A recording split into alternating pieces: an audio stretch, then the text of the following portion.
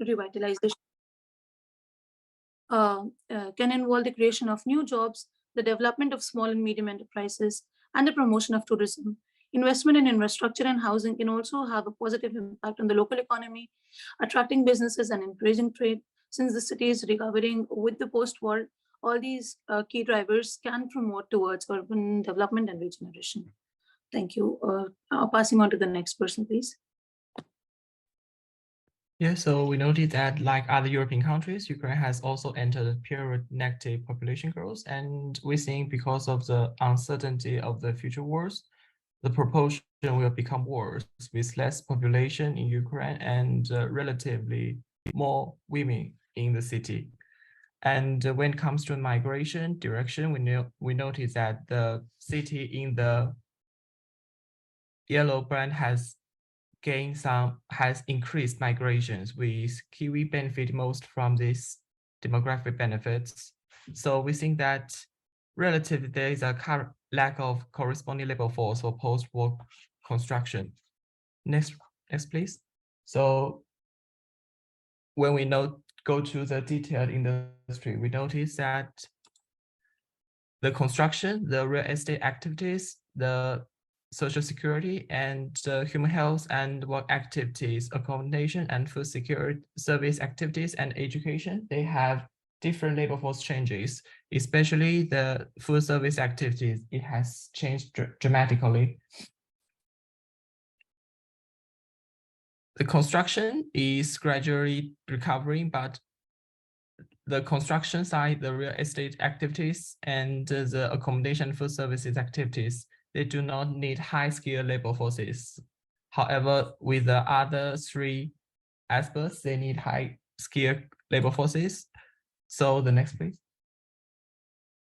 So we noted that the unemployment rate in Ukraine has shown an upgrade trend. And after the war, the unemployment rate was affected by many factors. The development of construction and transport industries may put forward certain requirements for the quantity of labor.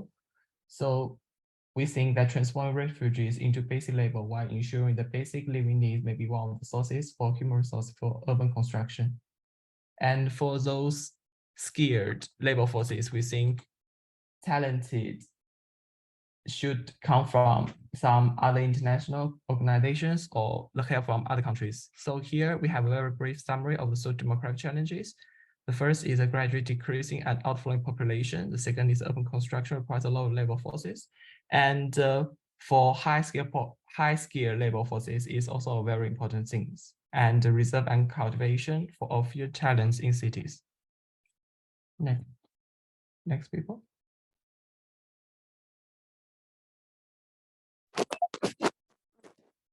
I will then talk about the existing framework and how to widen public participation. European is currently governed by the European City Council, which is responsible for leading two different parts. First is the executive committee, which appoints the members of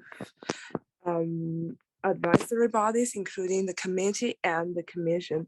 And secondly, the various departments, which includes finance, public works, social services, and economic development. Next, please. Each component within the City Council has their own roles. The City Council, as the legislative body, elected voters, or more specifically, citizens, are responsible for passing local ordinance, improving budgets, and overseeing city operations.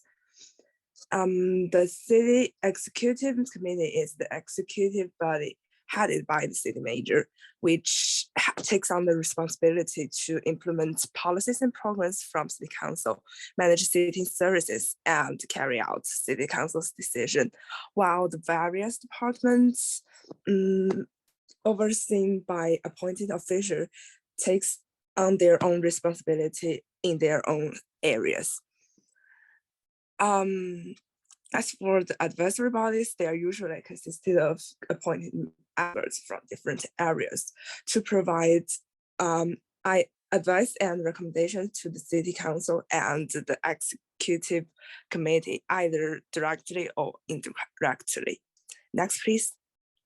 Therefore, considering the existing framework, we suggest some possible methods to widen public participation. On city council level, it's reasonable to publish policies and plans in multiple languages to encourage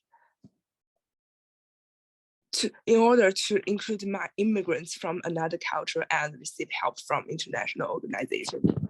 And also use digital tools for public engagement, for example, social media, online service, etc. So that the refugees affected by the war and stays in other countries can also be part of the reconstruction decision-making process.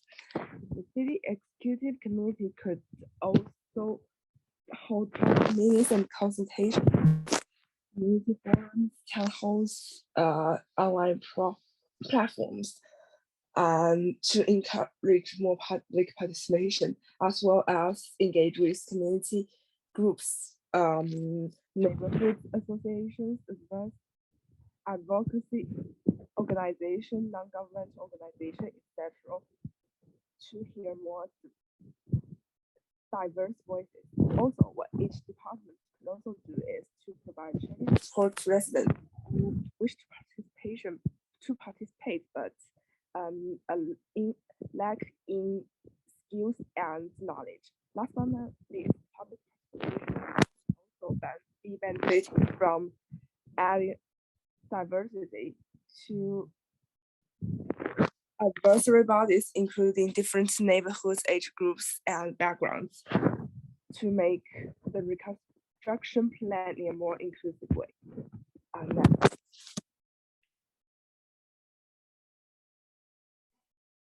There are formal and informal actors to be involved in decision making, which are the European City Mayor, the European City Council, Institute of Urban Planning and Architecture of the Executive Community, the public, teams of architects, urban planners, designers, which are to propose plans, and the European Restoration Fund to give the financial support.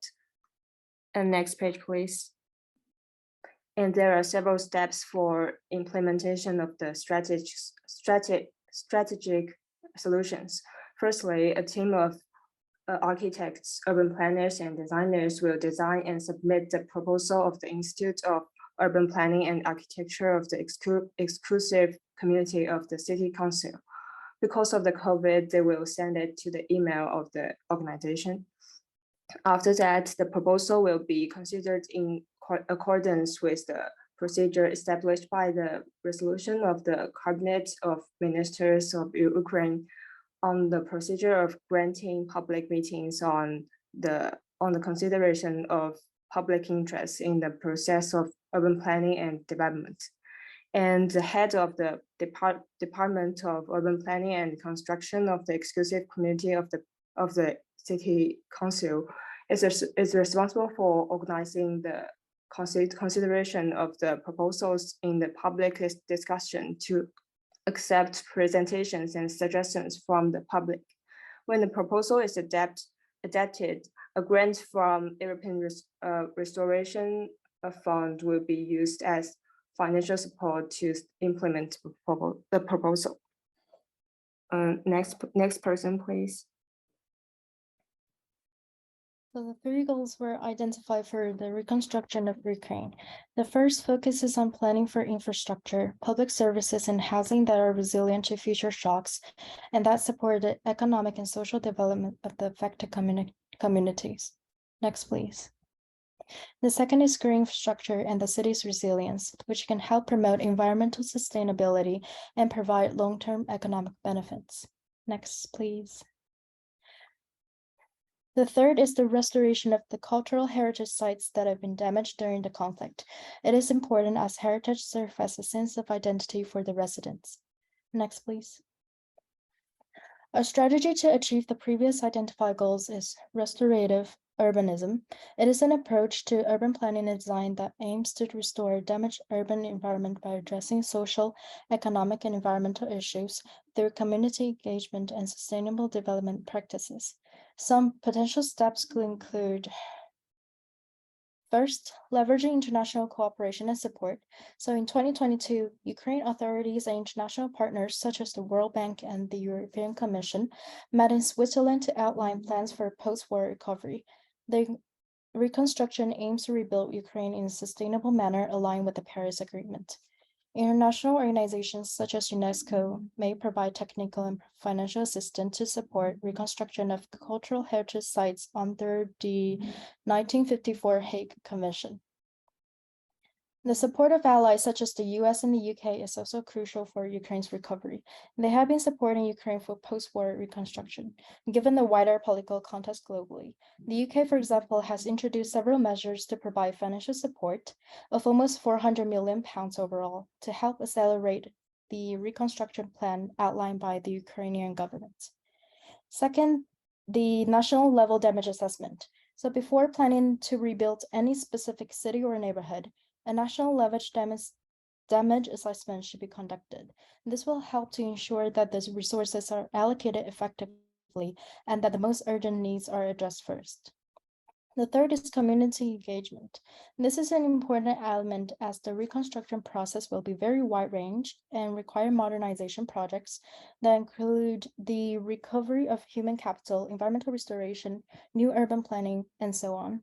Citizens should actively participate in the reconstruction process and have a say in how their cities are rebuilt. The fourth is to implement sustainable and resilient design principles in the restorative process, including using energy-efficient materials, incorporating green infrastructure, and designing building to withstand future shocks. Finally, is a reference to other successful cases elsewhere.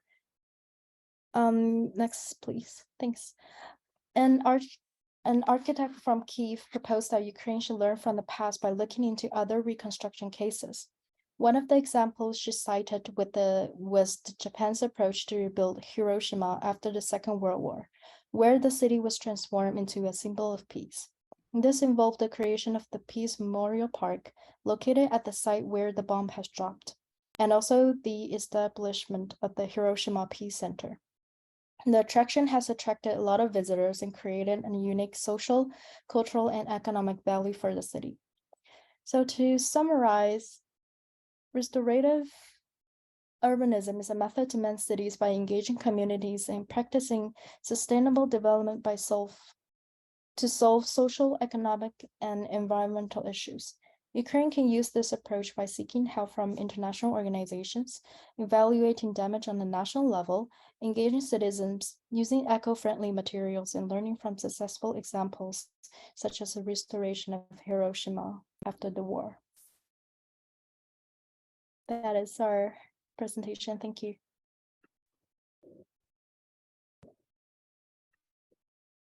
Thank you. Thank you so much. I don't know if anyone has any questions, comments. I was just first going to say, go on. Maybe I start. Yeah, go on. Thank you very much for your presentation, for your vision for city of Irpin, and trying to understand the city and local context. And I have maybe two main questions. One, you mentioned about main actors and emphasizes on city council, authorities, and other side community, about local dwellers and so on. But what is your vision about businesses, role of business to push the city for reconstruction, for new development and so on? What is the role for business you see for this city, for your cases? How to attract, how to involve these actors?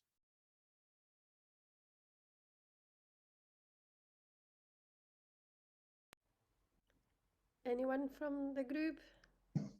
Hi, as mentioned in the key drivers, obviously because the city would be rebuilding and reconstructing, we're trying to just trial, like when new infrastructure is being rebuilt, that can be a part of city branding. We can attract investors from other part of the world, because Ukraine has been a city of talk for a lot of days. So housing reconstruction, like So in key drivers, as we said, housing reconstruction can attract new businesses and investment in the region, and infrastructure rehabilitation can be a part of attracting new investment. Moreover, in terms of economic revitalization, there would be a lot of creations of new jobs and development in small and medium enterprises, and also promotion of tourism can be one of the factors to attract investment from other part of the world and promote businesses within the city. Thank you. I want to add some words too. I think it's not difficult to attract businesses if we can, if we make some benefits for them. For example, reduce taxes for them, I think.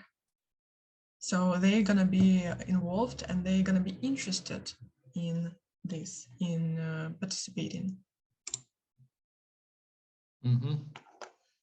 Thanks. And another question on such, as for me, a bit contradictory aspect. From one side, you mentioned about attraction of talent as one of main priorities for future development of the city as global trend. And at the same time, your case example was about peace monument, about memorialization of war, about of trauma, but do you see some contradiction between talented people who want to live in a city of celebration, positive city, but at the other side, to memorialize some huge monument to peace, it's a bit sad story, and to live in this less attractive for creative people, or no? Or it's absolutely okay, it's not contradictional? I think that it's no contradiction. I think that we must not forget the past. Remember, in the past, we will not make the same mistakes in the future.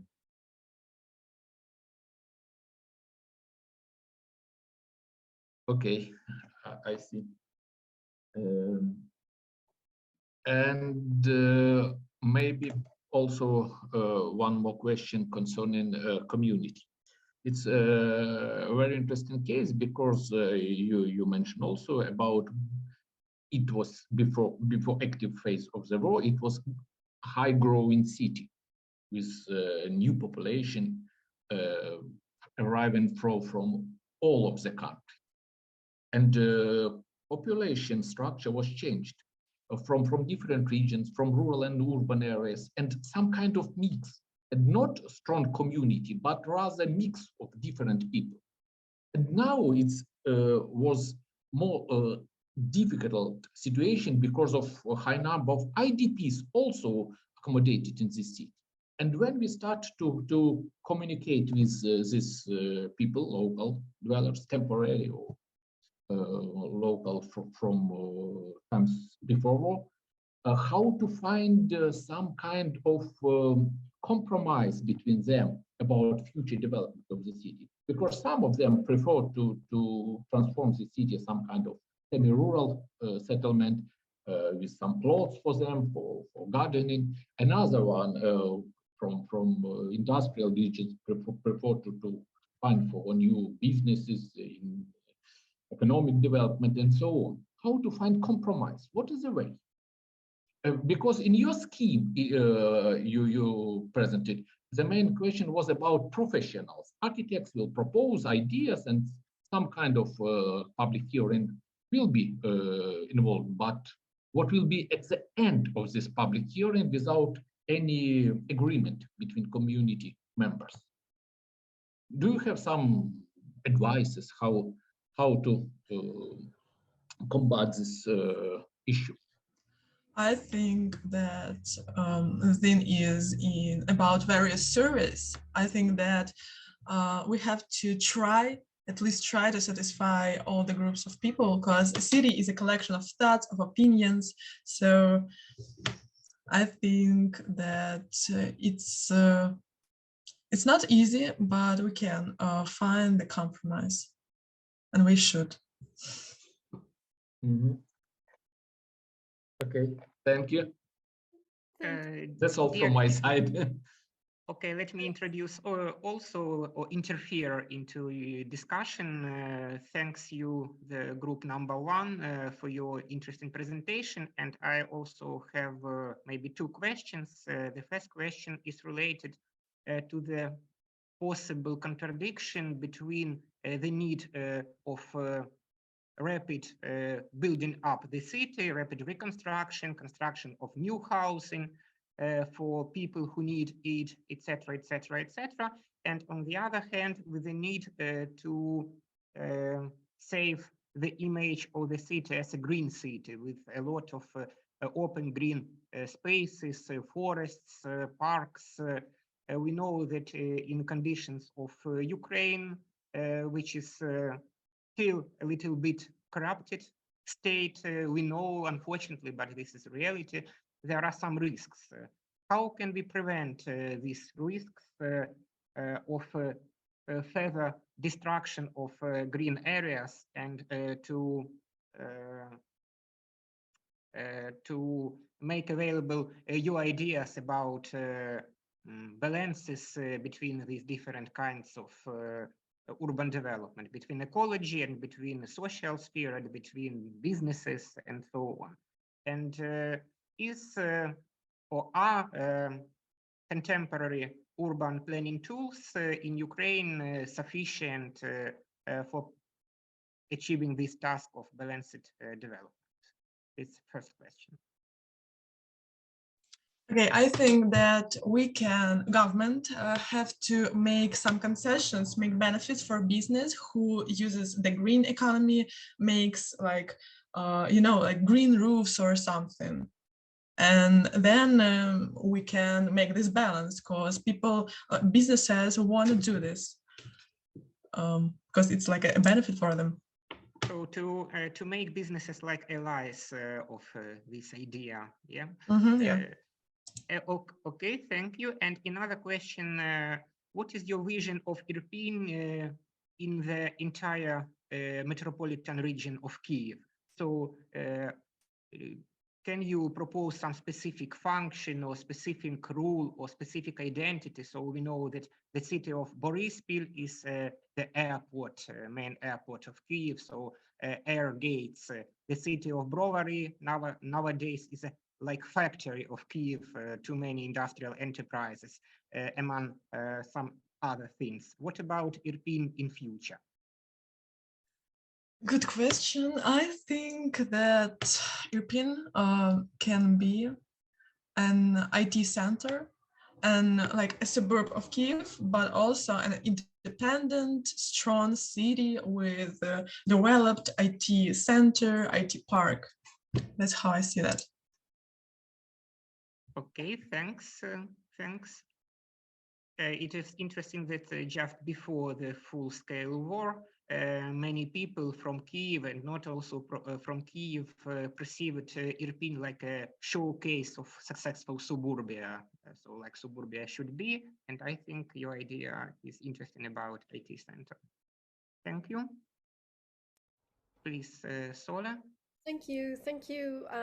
Thank you for the group, for the presentation and for the questions. I think in general, what I could see in the presentation is a really excellent review of the challenges of the current context and the challenges that the city presents. And there is a clear connection between the challenges that can be identified now and the ongoing challenges of the city that you could see before the war started. So what I was wondering is, in the vision of the future of the city, how much of the opportunities that may be emerging with the new conflict can be part of the thinking ahead, so the thinking for the future. What I could see it's almost like the trajectory the city was having before the war is trying to be reconstructed. From the presentation, from I could hear in the presentation, you're trying to find a way to reconstruct that trajectory into the future. What I would like to see, perhaps, or have your ideas is, what does the war mean? What does the environment that is created by the war mean to achieve that that city that was projected before, or any future that we want to develop for the city, you know, in the new parameters, in the new context. So somehow, what sort of innovative ideas and thinking around the future of the city is emerging because of the context of the war? In a way, the reason I'm asking this is because our collaboration is creating this lab or research research think tank, which is trying to understand the impact of war. And we know some of those impacts in relation to socio-economic challenges, but what are the opportunities that this war is also having an impact on? And in relation to the presentation that you presented sort of restorative urbanism as a way forward. But what is this context, this current context, this conflict offering to start creating that vision that perhaps is different, and how it differs to what it was before the war? So it's a tricky question, but I was wondering if you had any thoughts about it. To be honest, the first thing that came up to my mind is that because of the war, the huge interest to Ukrainian cities, to European, came from abroad, from investors abroad, from foreign scientists, from architects, and it opens new opportunities for the European as city, as suburb, as Ukrainian city. Okay, so that's a kind of contextual opportunity, the attention that is being put to Ukrainian cities. And how can this kind of thinking of the future of Ukrainian cities inform the European attention? So what do we have to show here? Maybe in relation to the process, the development process. So who is involved and how are people involved in making decisions around space? You mentioned public space at the beginning, and in relation to solutions, to specific interventions. So what can we offer to that attention that is put towards Ukrainian cities?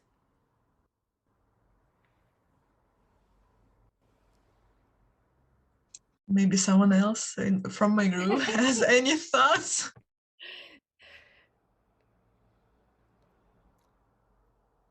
We need to continue these research into this particular question as we move forward with this lab. But I think it's really important to identify your thoughts. So that's why I'm proposing these questions. Guys, I have to think about it. It's a really good question, but I have to think about it. Yeah. Okay. There is of course, the notion of public space, I think, will be a key driver for our future discussion and thinking about the future of Ukrainian cities and about the influence this future may have to European cities. But if we look at the Second World War, one of the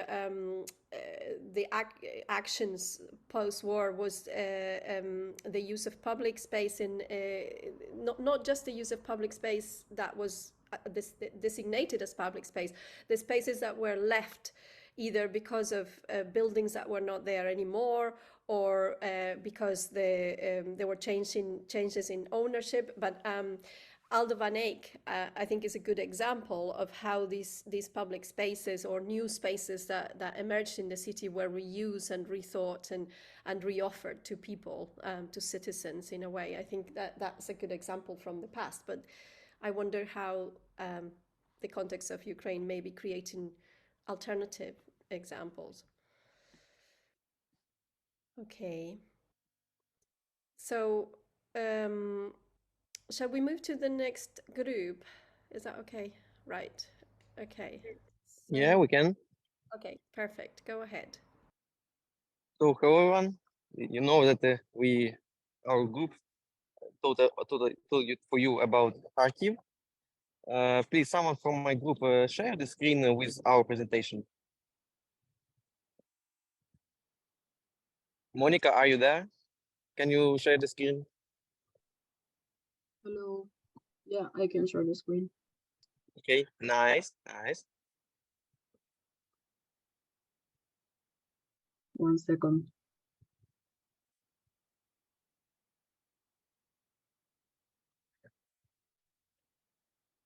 On the page on the second page. Yeah, I will.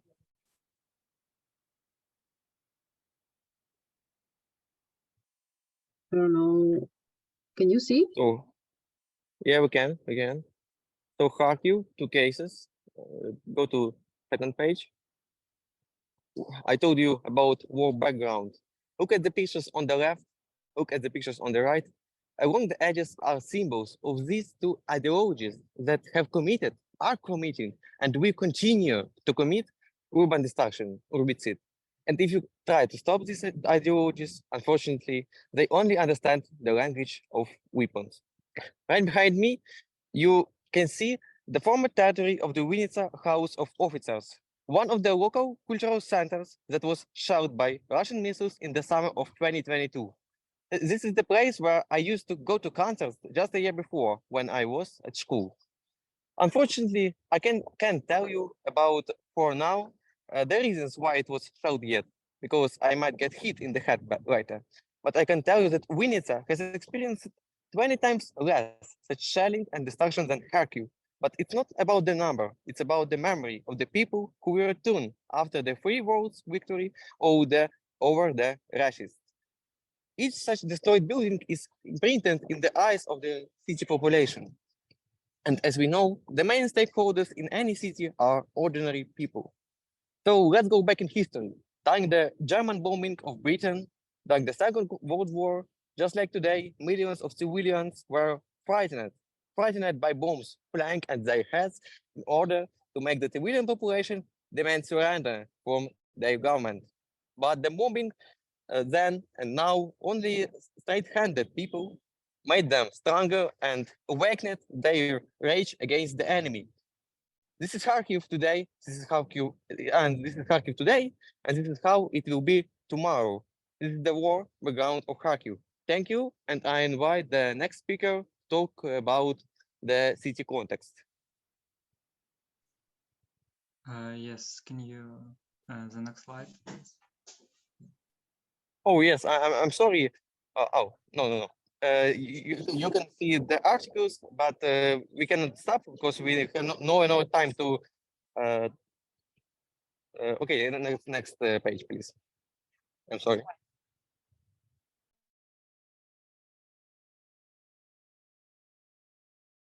Okay, it is the map of the hostile in Ukraine, and Kharkiv was partially. Okay, can we move to the next slide?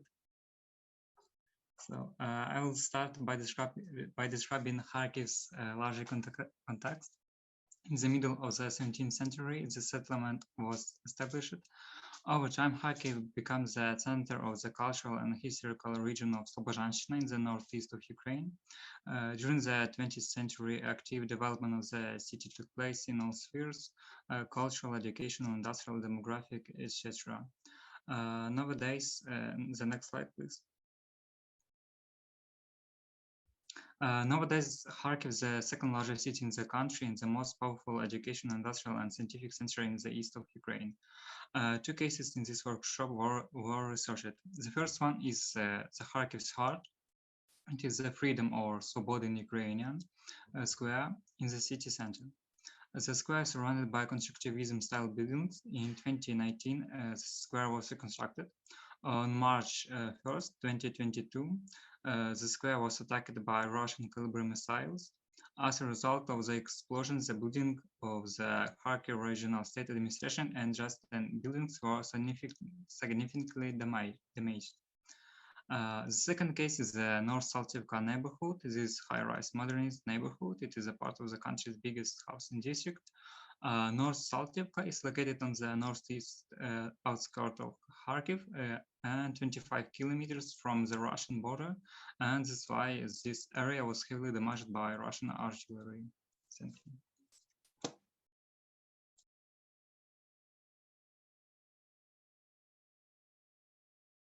So some European and global challenges we have that we discussed for this workshop was the governance that has a challenge to improve levels of trust between citizens and government, curbing private interest in policy making and reinforcing civic institutions, climate change, such as reducing greenhouse gas emissions as much as possible, but also compensating for any remaining emissions, the housing crisis, that there is a massive pressure on cities' housing market with limited homes for social rent, the energy crisis that began to tighten in 2021, but the situation escalated dramatically into full-blown global energy crisis following the Russia invasion of Ukraine.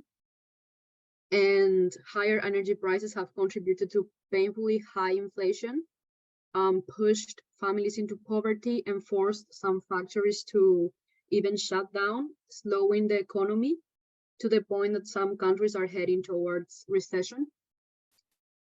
And how these challenges translate in the context of the war in Ukraine. So we have the IDPs that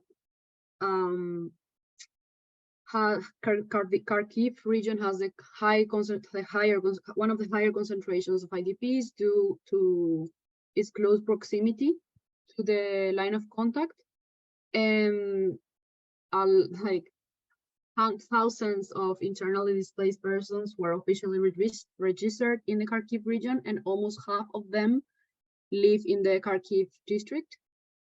And even though this is a very big issue and a very big problem in Kharkiv, actually, like the IDPs, like not all of them live in shelters, and they did not significantly affect the Ukrainian cities. And in Kharkiv, for example, the only 0.3% of the IDPs live in these shelters, but it's a housing issue anyway. And as far as the energy crisis in Ukraine, is escalated to another level, from public street lighting to basically everything that requires energy to maintain the city. And in terms of governance, the corruption had already weakened the country's stability and security even before the war. So we decided to outline the answers of the questions that were asked. And one of them is key challenges during and after war. And we will start with the Kharkiv scale from now on. So one of the challenges which are occurring now is threat of shelling, bombing, and missile attacks, because Kharkiv is located 33 to 40 kilometers away from the national border. It's also corruption, which is one of the biggest challenges for urban regeneration in Ukraine, and not only in Kharkiv. It's also post-war economic state of the country, because there are some non-working enterprises and lost connections with international partners in many industries. There is also an energy crisis, because Russian attacks jeopardize Ukrainian energy system and energy production capacity. The situation is improving as warmer seasons are coming. And it's also a housing crisis, because a lot of residential buildings were destroyed, especially in Kharkiv, but the city remains the leader in the number of IDPs, which exacerbates the housing crisis.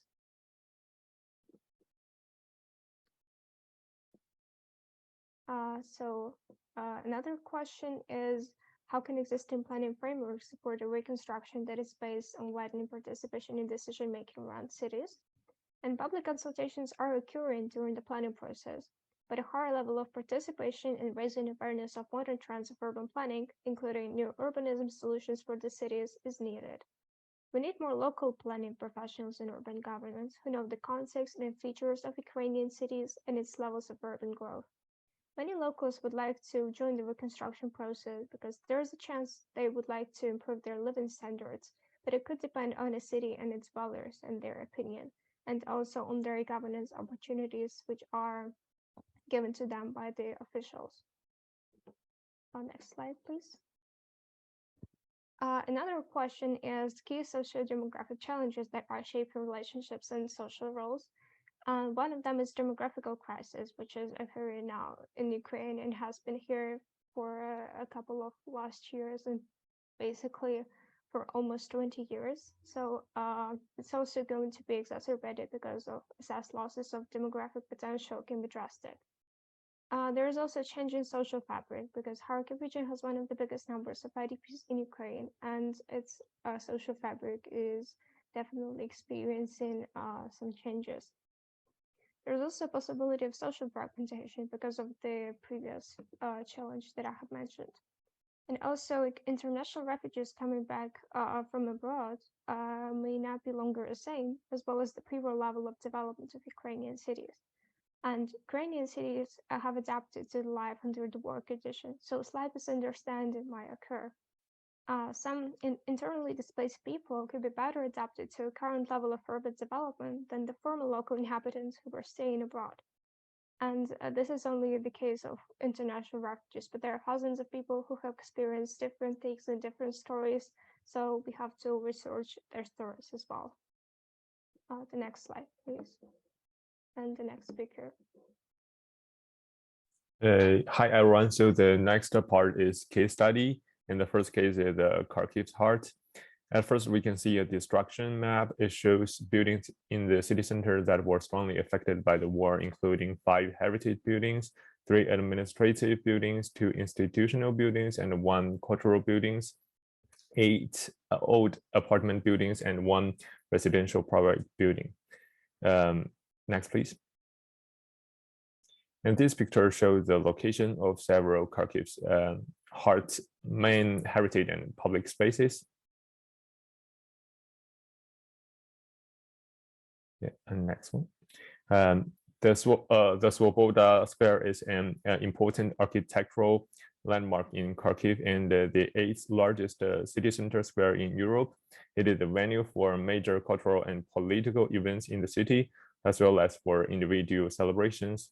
For example, concerts, fairs, conferences, and exhibitions. The name of the square has been changed twice in its history, and after the independence of Ukraine, the square was given the name of Svoboda, means freedom, in 1991. The square is also home to many famous historical buildings and monuments. For example, regional state administration, Dezblom, Kharkiv National University. However, on the 1st of March 2022, the 6th day of Russia's full-scale invasion, 2 Russian missiles brought total destruction to the square. The regional state administration was left in ruins, and an office building at the back of the square was also destroyed. And as a center of life for the local residents, Svoboda Square was of great importance.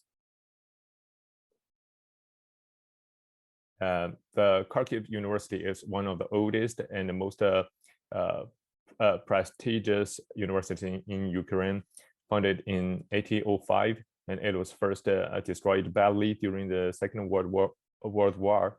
After a relatively simple reconstruction, it was destroyed badly for the second time in March 2022. And the Dezblom was built in the constructivist style. It was the first modern skyscraper building in the Soviet Union upon its completion in 1928, and is a symbol of Kharkiv as an industrial, modern, and big city, which is already on the World Heritage List or the tentative list. These are some potential priorities and strategies about public space reconstruction. And these are about heritage. It is worth mentioning that the heritage project of the master plan will create a new architectural landmark in the city center, promoting a respective approach to rebuilding historical constructions and humanizing surrounding public spaces. So the image on the right shows how Kharkiv's transportation system protects people from shelling. Yeah, just to mention this, I just wanted to talk about a little about the mobility that is happening in Kharkiv, because even though there is a war ongoing, like the train and the buses routes are restored, and the metro had a very important role in Kharkiv because it became more than public transportation. It was used as a shelter, and thousands of citizens lived underground for months. And the Kharkiv metro today has become a shelter for cultural life. So it's like it's showcasing the resilience of the community, and how they use their resources to not only survive, but to keep their social fabric. And also they are seeing as an opportunity, besides the metro, the tram infrastructure, they are preparing to purchase a new tram. They have the technical assistance grant funded by the European Investment Bank.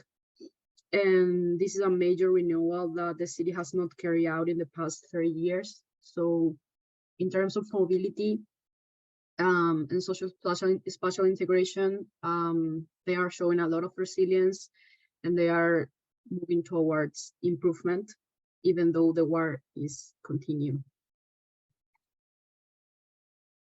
So the second case is Northern Saltivka, which is a large residential area in Kharkiv. And the next slide, please. So we have also counted the number of destroyed or affected buildings, but most of them in this neighborhood are actually destroyed. So those were 30 residential buildings, 1 kindergarten, 1 shop, and also 1 tram depot, including some heritage, which is actually some trams. The next slide, please. Concerning some potential priorities and strategies in the field of public space and green infrastructure in the neighborhood of Northern Saltivka, there are already some ideas of regenerating the neighborhood, and one of them is an idea from House Architects, which is an urban regeneration proposal, but it mostly concerns housing. So there are not a lot of ideas about public spaces, but they have mentioned some of them, which were on the example of school territories. So these are spaces for leisure, festivals, creative studios, workshops, open air cinema, presenting students' projects, conducting classes outside, sport areas, stadiums, and playgrounds. And they have also decided to enhance Green and Blue Corridor, which is an example of green infrastructure in the neighborhood, which is Joseph Yar Spring. And there are also proposals of green internal backyards in the project.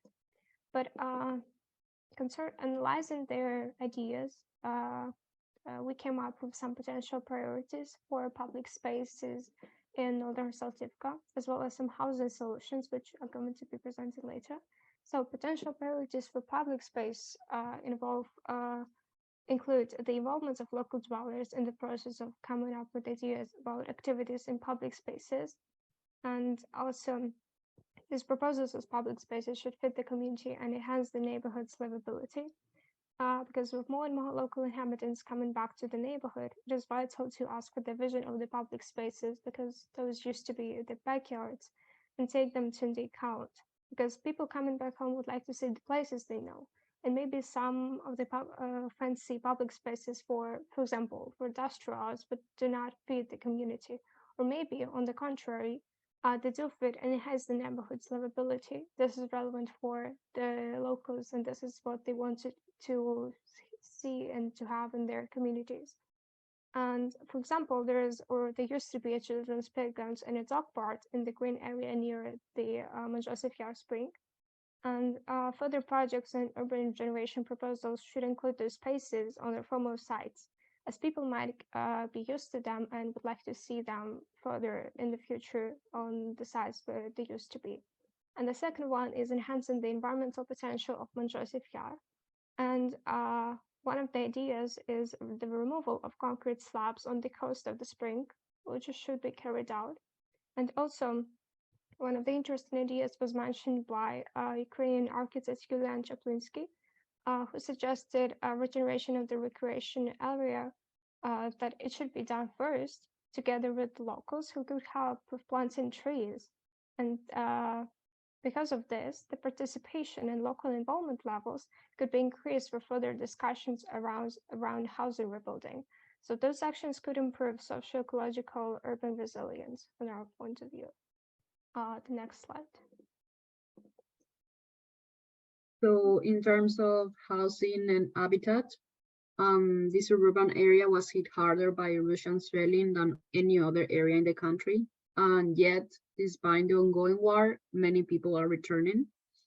And what is interesting about this area is the emerging organization and solidarity of local communities. And this is an opportunity because they show their interest in rebuilding the physical configuration of their homes and their surroundings, but above all, in rebuilding their social fabric and new forms of citizen participation. And the challenges in rebuilding this residential area and other residential areas around Ukrainian cities could become opportunities to rethink mechanisms of how housing can be more accessible and inclusive for old and new residents.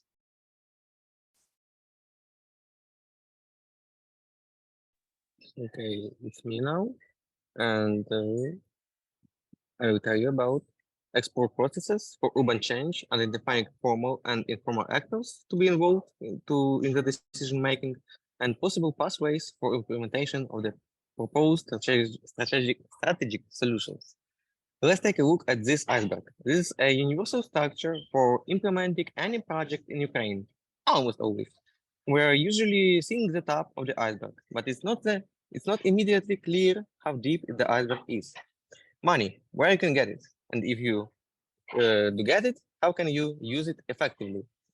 Titushki, I didn't know if there is corresponding term in English. Titushki are a local system of mercenaries who use force to solve their problems. In fact, Titushki are paid by government officials or developers to fight against society. But take my word for it now that when you get hit in the face with a fist, you have to hit back. Otherwise, you will continue to be punched in the face. Problems with laws. For more than 30 years of independence, Ukraine has not yet built a great system of state building laws. And as some architects have told me, there is no building in Ukraine that is built in full compliance with the law. Logistic questions, of course, and PR campaigns. If you cannot properly prove the benefits of your opinion and popularize it, it will not be interesting to anyone. The workforce is about the team.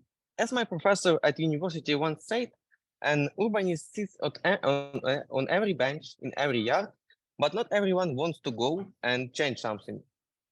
Society. Society is a stakeholder, just like business or government, and one day it loses its patience. This is probably what makes our society stands out. If we don't like something, we're rebel.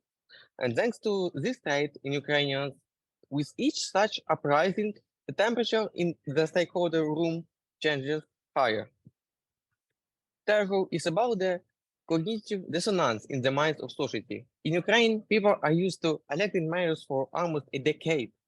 Therefore, replaced kindness, a strong handman in Ukrainian, a phenomenon of міцний господарник, who openly stole taxpayers' monies, but people loved him because he made many positive, but sometimes not very positive changes. This is about our tolerance, an aspect that needs to be developed. So as you can see, this is a matter of struggle, a struggle with ourselves for our future and the future of our children, and so on. So the next speaker, please. Yeah, if we formalize it and structurize it, formal and informal actors involved in urban planning can be discussed. Formal actors are represented by the city government, Department of Architecture and Urban Planning, Department of Economy and Communal Property, Kharkiv Investment Agency, Institute Kharkiv Prague, and informal actors are represented by local non-government organization, community of architects, and residents of the city and activists. The next slide. And the next speaker. So now we can have a discussion about the drivers for post-conflict or war urban development and regeneration. First is infrastructure rehabilitation. In the aftermath of the conflict or war, there is often significant damage to critical infrastructure such as roads, bridges, water, and sanitation systems. Such as, for example, the tram system of Kharkiv's center is impacted during the war. Rebuilding this infrastructure is essential for restoring normalcy and supporting economic recovery. And then is housing reconstruction. The destruction of homes during conflicts and wars can leave many people homeless or living in inadequate housing conditions. Like we just mentioned, a large number of IDPs have appeared in the Kharkiv area. Rebuilding homes and providing affordable housing is critical to support the resettlement of displaced persons and promote social stability. And environmental sustainability is also important. After the war, there might be significant environmental damage caused by pollution and other activities. Urban development projects can improve environmental sustainability by promoting green infrastructure, restoring natural habitats, and supporting clean energy initiatives. These three drivers are probably the most obvious in Kharkiv, and some other post-war cities might also face these two problems. For example, the impact of war on the economy, leading to high levels of unemployment and poverty, or creating deep social divisions. Next, please. Yeah. So, and the Norman Foster Master Plan is going to address all of the above drivers.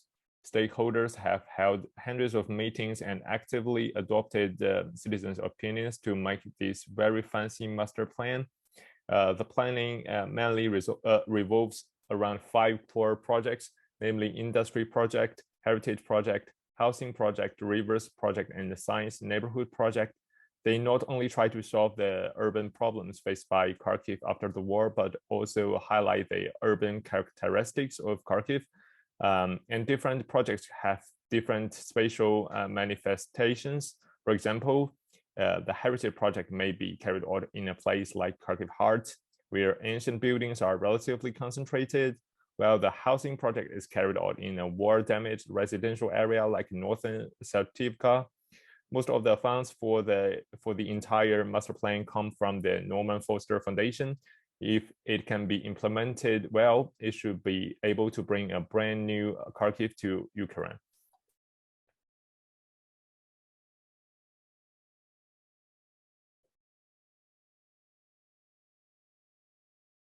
Yeah. So this video records part of the conversation between the mayor of Kharkiv and Foster, the project leader. If you are interested, you can scan the code to watch it so as to have a deeper understanding of the goals of the master plan. And please, Monica, give a conclusion.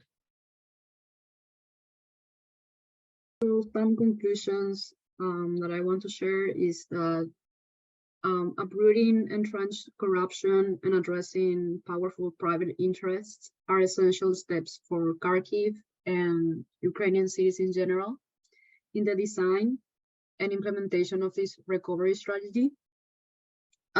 Also, it's important to encourage higher level of public participation in urban planning and reconstruction efforts. Challenges remain in addressing pre-existing territorial, economic, and well-being inequalities and build local resilience. But remarkable resilience from different stakeholders displayed during the war can move towards delivering environmental sustainability, high-quality public services, and building effective and accountable public institutions.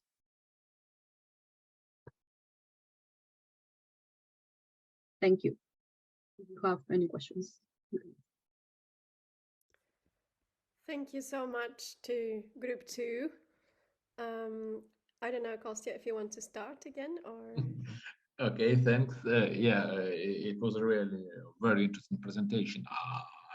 I see it, and hearing your ideas, it was really very interesting for me. And your last slide with the first sentence, uprooted corruption. It's a very interesting idea, but how to deal with it. My question is about framework to reconstruct city, official and unofficial. When you talk about unofficial actors, NGOs, community, and so on, but not about unofficial forces who stay behind corruption, who stay behind all processes in the city. It's a very interesting case because Kharkiv is a famous city for so-called strong hand decisions, not directly by mayor, but forces behind him. And we know cases that one former mayor of Kharkiv was killed, another was wounded. It's history of the city. But every time, as mayor said, it will be realized. As a case of New Cathedral, firstly, it was some protest against this New Cathedral in the central part. And after that, it was no other vision. It's realized. In this case, how to deal with this very interesting case? It's a really second large city in Ukraine, but at the same time, with its traditions of a strong hand, of some hierarchy of decision making, and so on. How to uproot this corruption? How to change this framework, this system that is really deeply rooted in Kharkiv case? Maybe you can say, I think the first step will be. I think I'm not too good at English, but I try to explain so зрозуміло. Okay, everyone knows, maybe someone knows only, the Sakartvelo president in the past, Mikhail Saakashvili, who was in prison now. He is political prisoner. And when Mikhail Saakashvili was an official, we seen how changes the system of corruption in Georgia. Georgia, from the position of 100 countries in the list of most corrupt countries, became at maybe 30 or 40 places for only 5 years. And my opinion is to invite European peoples and peers from other countries that can teach us how to fight with corruptioners. Thank you. Thank you very much for your proposal. Yeah, but if you remember, mentioned by you, Mikhail Saakashvili was invited to Odessa. And what is the end of this story? Nothing changed. Therefore, it's yeah, it's a chance, but not for every city. And so that was a very interesting point. And I just want to highlight here, myself coming from Greece, and which is a European country, but with high levels of corruption. Maybe we can be also critical about how can even Europe teach another European country to be right, like in a way, because we've been in the European Union for quite a few years and we haven't been taught anything. So maybe that could be like we can extend our criticism around how we can battle corruption even at the level of the European Union and federal, and who are the people who tolerate that, and and so on. So yeah, maybe the people who it's not like something that maybe European countries know better as an organization, or the European Union knows better as an organization to teach it to other countries, but maybe using other functions within the country to battle that. And at this point, I would like to, I found it very interesting in that was a very nice presentation. And I found very interesting how you have identified these issues of corruption on one side, but also the opportunities of involvement of locals that choose to come back. Sorry. That choose to come back already in their houses, and how they have these emerging organizations and solidarity that has been that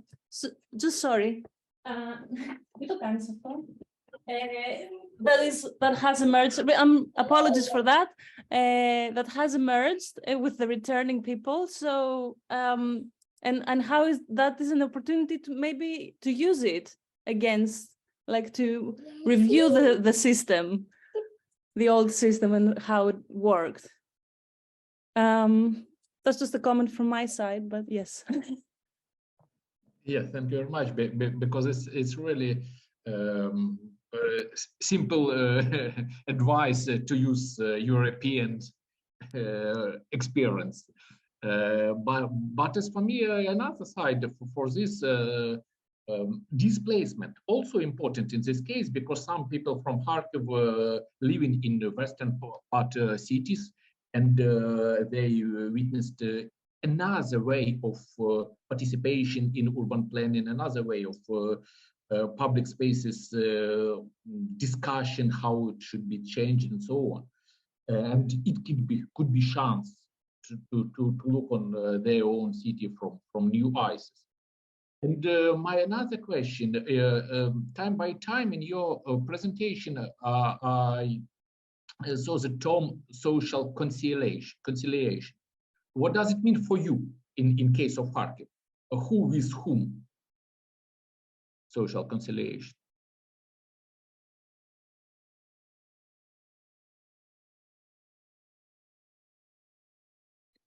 Maybe it could concern local inhabitants who are still staying there, because many people stayed in the city of Kharkiv because we had nowhere to go, as many people from other interviews had mentioned. And also, maybe those are internally displaced people moved to Kharkiv region or to the city of Kharkiv from another regions which are more dangerous, for example, from the south, from the Donetsk region. And they may have different approaches and their perceptions of their life, and they may want to try to embed it into their new life in Kharkiv. And maybe this is what local inhabitants have different from them. So it's one of the points. I see. Go on. Yeah, no, go on. And one more question about Northern Saltivka. It's a huge socialist time, late socialism, mass housing project, and new ideas usually related to climate neutrality, to new goals of eco-friendly city. What do you think? Is it really a chance for city of Kharkiv to be a leader in Ukraine in this way, to be a new Freiburg with Voban, or another project that could be realized in the city? Or is it just project, but reality will be another? Because question of funds, question of decision making, question of community attitude to such project. They prefer to visit, for example, Voban and Freiburg, but live in their own concrete jungles. It's traditional way of life. Why not?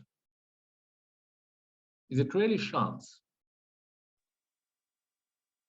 I will try to comment. You seen? Maybe it's here's kind of joke, but Russians help us in this question, because if Russians not showed these old houses that when these houses in Northern Saltivka was built, it was a time of exploitation was 10 or maybe 20 years, but it's still sitting there for 60 years at least. And now when Russians shot these houses, we can destroy them and try to exchange it. It's not a good things that I said, but it's partly true. I would also like to add the points to what Arthur said, but also from a little bit different point of view. I think that this neighborhood, Saltivka, could definitely have some have an opportunity to build a sustainable neighborhood, to have the sustainable urban development, because there is also a natural context which is important. The whole neighborhood has a spring which is undergoing throughout the whole neighborhood, and it used to be, and it is by now, surrounded by the greenery. So there is some sort of a green corridor happening there, and this area is extremely popular for the local inhabitants who are living in the neighborhood, and they are saying that they like this area and they use it for recreational purposes. So this some sort of a green infrastructure, it could be a starting point for the whole neighborhood to become in a more sustainably, to live more sustainably. And concerning the housing, there are different approaches and ideas about the regeneration of this neighborhood. Some people suggest making quarters instead of those modernist and post-socialist buildings, and some of them suggest to remain those buildings and remain the structure and layout of the streets. But I think this is the process which, and also the question which should be asked of local inhabitants. And of course, they may want to leave everything as it used to be, because they're used to having their own apartments. But maybe if there is a way to improve, or if there's like a chance, they have to demolish some buildings, it would be definitely an upset thing for many of the inhabitants, but it also could improve the facts that some buildings could be more sustainably constructed, for example. Yeah, thanks. Thanks, everyone. I just wanted to briefly say that I thought this group showed a really excellent presentation, and partly the reason for that is that it's not only showcasing the context and the situation, but also bringing together some really interesting questions about the possibilities and the opportunities and the development, and including in those issues that are not usually connected to urban thinking, like tolerance, for example. It's not often the case that we look into tolerance as a way of thinking about the future of the city. Of course, it's essential, and I think that the questions that you're presenting are really important. So some of the concepts around, social conciliation, tolerance.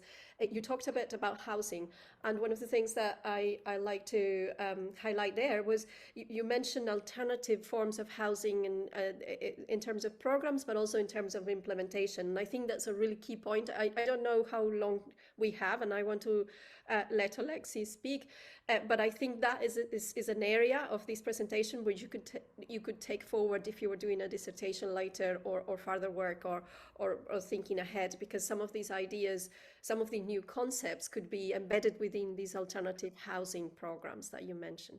Sorry, Alexi, go ahead. Oh, please don't apologize, because it's your time and your very important comments. So my comment or my question is quite of geographical origin, because I am a human geographer, and you addressed well main challenges for urban development for Kharkiv, but I would like to mention one more challenge, that's geographical situation. So quite near the Russian border, quite some 30 or 40 kilometers from the Russian border. So this is important from two perspectives. The first one, safety and security. Nowadays, Kharkiv is reached by Russian artillery from the Russian territory. So no need to cross Ukrainian border, in fact, to continue destroy the city. And this is a very important question now and probably for some short-term or even medium-term perspective.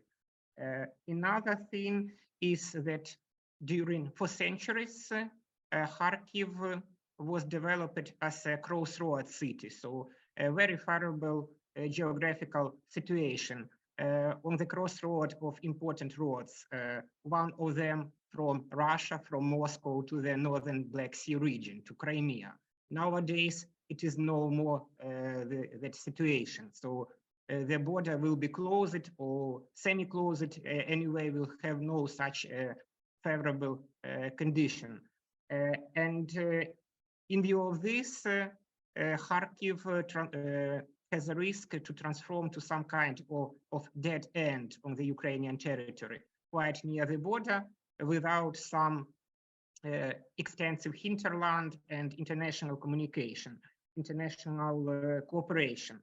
Before 2014, there were great plans to cooperate with Russian city of Belgorod, also near the border, and to build these links, cooperation, and so on. Nowadays, it is not possible anymore.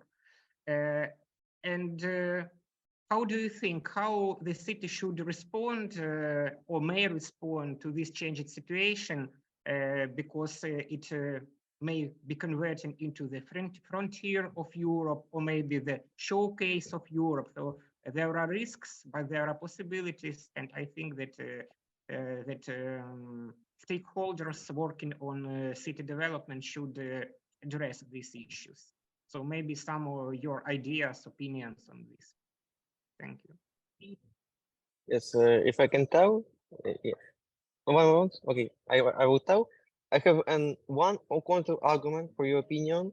For almost 20 years, Kharkiv was one of the capitals of students in Ukraine. For almost in Kharkiv, maybe we have 5 or 6 or even more universities. And even when I, in the summer of 2022, changed my universities, I also tried to study at Kharkiv. But and so, when the city has university, the city continue to living. It's my first opinion. Okay, thank you, Artur. It's very interesting. Only one historical also, not about contemporary situation, but historical remark that Kharkiv has this university, many universities, because of its geographical location. There were many plans to locate university on the Ukrainian territory during the Russian Empire, in Poltava, in Chernihiv, for example, but these ideas were rejected because of very great proximity of those cities to the core of Ukraine, and therefore the university was allocated on the, in fact, Ukrainian-Russian borderland. That's in the past. Nowadays, yes, I agree with you that one of the possible strategies may be the further emphasizing the role of Kharkiv as university city. But on the other hand, this question of security is on agenda still. Thank you. Thank you, everyone. I think it's a great discussion, and I hope we can continue. I really do as we move forward. We have to have a meeting between the team across both universities to plan ahead our work over the next few months until August. But I'm really hoping that we can gather the students again before then to show what we have been discovering and also to hear more progress on these projects and these kind of ideas that you're presenting today. But let's move to the next group, the final group. And I don't know if I'm frozen. No, I'm not. Okay.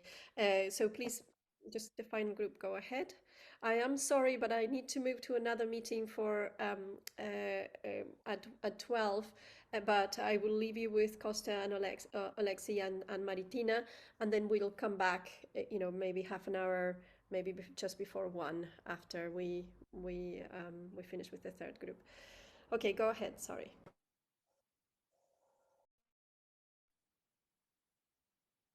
Okay, thank you. We will introduce you in the case of Kramatorsk. It's absolutely special case, quite different than the 2 previous one, because if Irpin is something like isolated neighborhood of Kyiv and the capital of Ukraine, the biggest city in Ukraine, and the northern Saltivka is also just a neighborhood of the second largest in sense of economic and population city in Ukraine. So Kramatorsk is quite different case. It's typical industrial city on the eastern Ukraine, one of the another.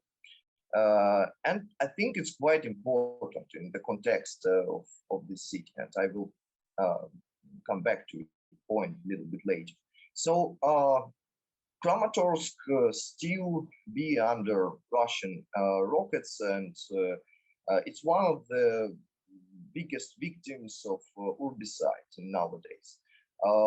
It's still be quite closer to front line, and once a week there are some artillery or rockets shooting in the city. So it's a quite problematic place. And as a result, more than half of population of the city during last years was removed to central or western part of Ukraine or to abroad.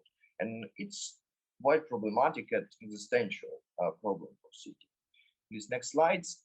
So about Kramatorsk is, as I told earlier, is typical industrial city with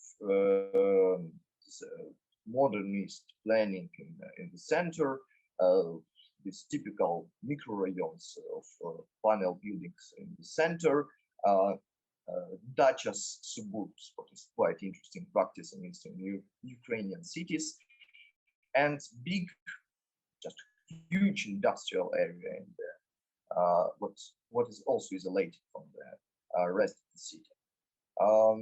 So please, next slides. To be honest, I don't know what my colleagues put it here, but maybe this information will be useful for anybody. So about special planning system in Ukraine, we have a general scheme of planning the territory of Ukraine, and after they have regional scale, regional schemes of planning of territories, oblasts, Ukrainian regions, and scheme of planning of territories of rayons, like area inside these regions. And so local planning instruments, it's master plans, general plans, and zoning plan, and detailed plan of territory. Okay, please, next slides. So what is the problem of Kramatorsk? And this problem is not only determined by war. It also was big issues until the war of Kramatorsk. So one of them is shrinking of Kramatorsk in sense of population, in sense of demographical sense. The city is shrinking because younger generation migrating to the more developed cities like Kharkiv, Dnipro, or Kyiv. So somewhere else from the city. But another proposed effect before full-scale war was EDPs, displaced person from occupied areas of Donbass, and it was proposed effect for the city. But the point, what will be after this full-scale war?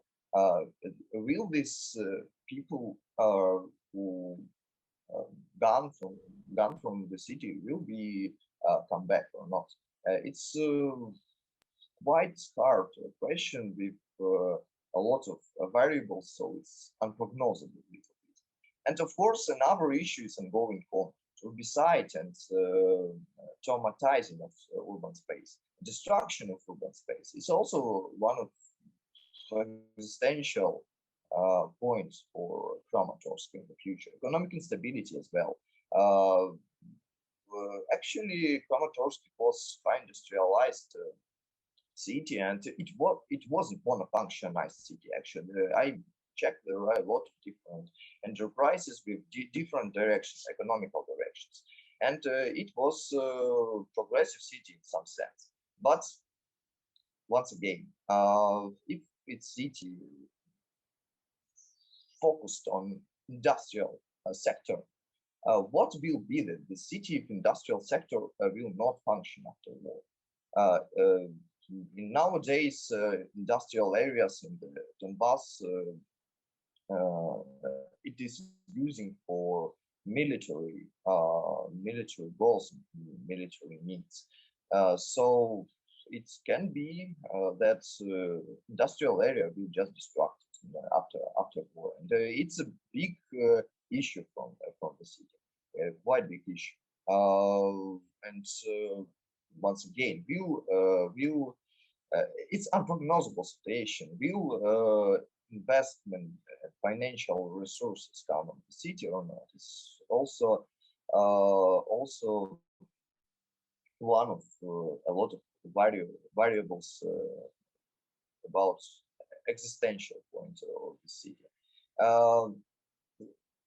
So other problems is of course environment crisis, for instance. And once again, it was until war, because it was industrialized city, old industrialized city with machinery and some other sectors of the economy, which is quite bad for environment and for ecology or local ecology. But also the point of war, because war have big impact on environment, and it will be creates big issues in the future. Another issue of surrounding reconstruction, it's of course transition from modernist planning approach to contemporary approach of urban planning and to new urbanism conceptions, and quite hard task for urban planners to connect the different layers, for instance, of more neighborhoods, microrayons, and transit it to something contemporary with all contemporary ideas of sustainable city, of with contemporary imagination of urban mobility and so on. Please, next slides. And so the key challenges that we will need to be confronted during after the war. As I told, it's typical. It's in one sense it's quite green city. There are a lot of green areas just in the yards, and we discussed about that. People, citizens of the cities, they use it these places like public space. So it's one big open space of city, and it's quite good. But in other side of this medal, this is public spaces in the cities. They quite old. They not renovated. They not good in some aesthetical point of view. And other challenges, of course, is loss of cultural heritage of older part of Kramatorsk, with small central city from 19th century. And after quite, I think, interesting point is post-industrial urban regeneration. We discussed a lot about what we can do with this huge industrial area in the city. And one of the ideas was reconstructed in some types of something like open public spaces for different communities, but we will introduce this idea a little bit later. So, and yes, another quite important challenge that we should make is redevelopment of housing. Maybe case of Germany with their renovation of massive panel buildings, also good point and good example for Kramatorsk and the rest of Eastern Ukrainian cities. What we can do with this heritage of Soviet housing, massive housing buildings. And please, next slide.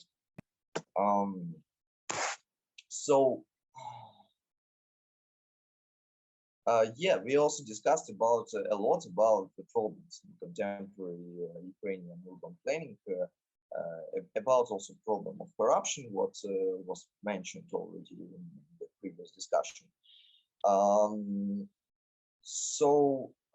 Also problem with participation mechanism. We discussed that people just don't want to be introduced in this participation mechanism. Okay, in theoretically, everyone, every citizen of city can came to during different sessions to local authorities, to local administration, and to be active during the creative of master plan and so on. But practically, it's introduced really bad. If you want to change something in your city, you have to spend a lot of time, a lot of your nerves and even money and so on. And really often these results will unsuccessful. So we discussed about improving these participation mechanisms. We discussed that we should asking people just on the street, competent person in government, local authorities should asking people just on the street, just on these public spaces. They should, I mean, this person who will make these interviews should just find this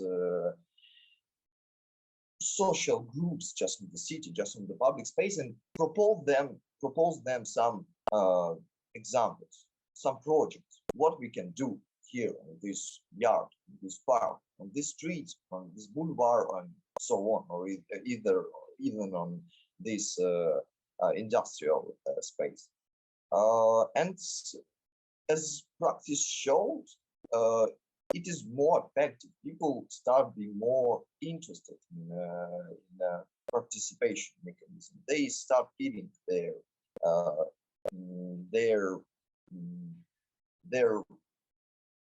active role of planning mechanisms and so on.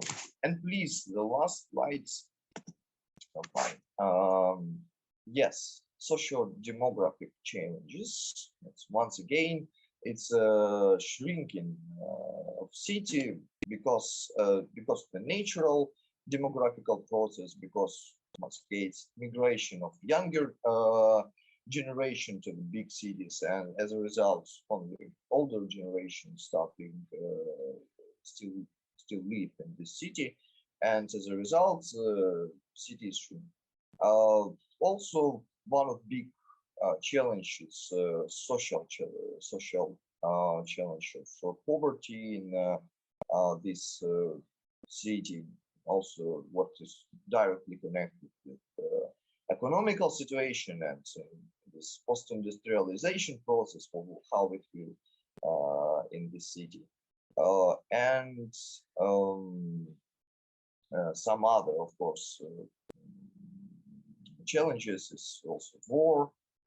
Will this city distracted the front line or not? Because it is not just frontline city. It's close to front line, but not so close like Bakhmut, for example. And everything is has happened, unfortunately. So can happen. So a lot of variables about the future of Kramatorsk what make this case a little bit unprognosable.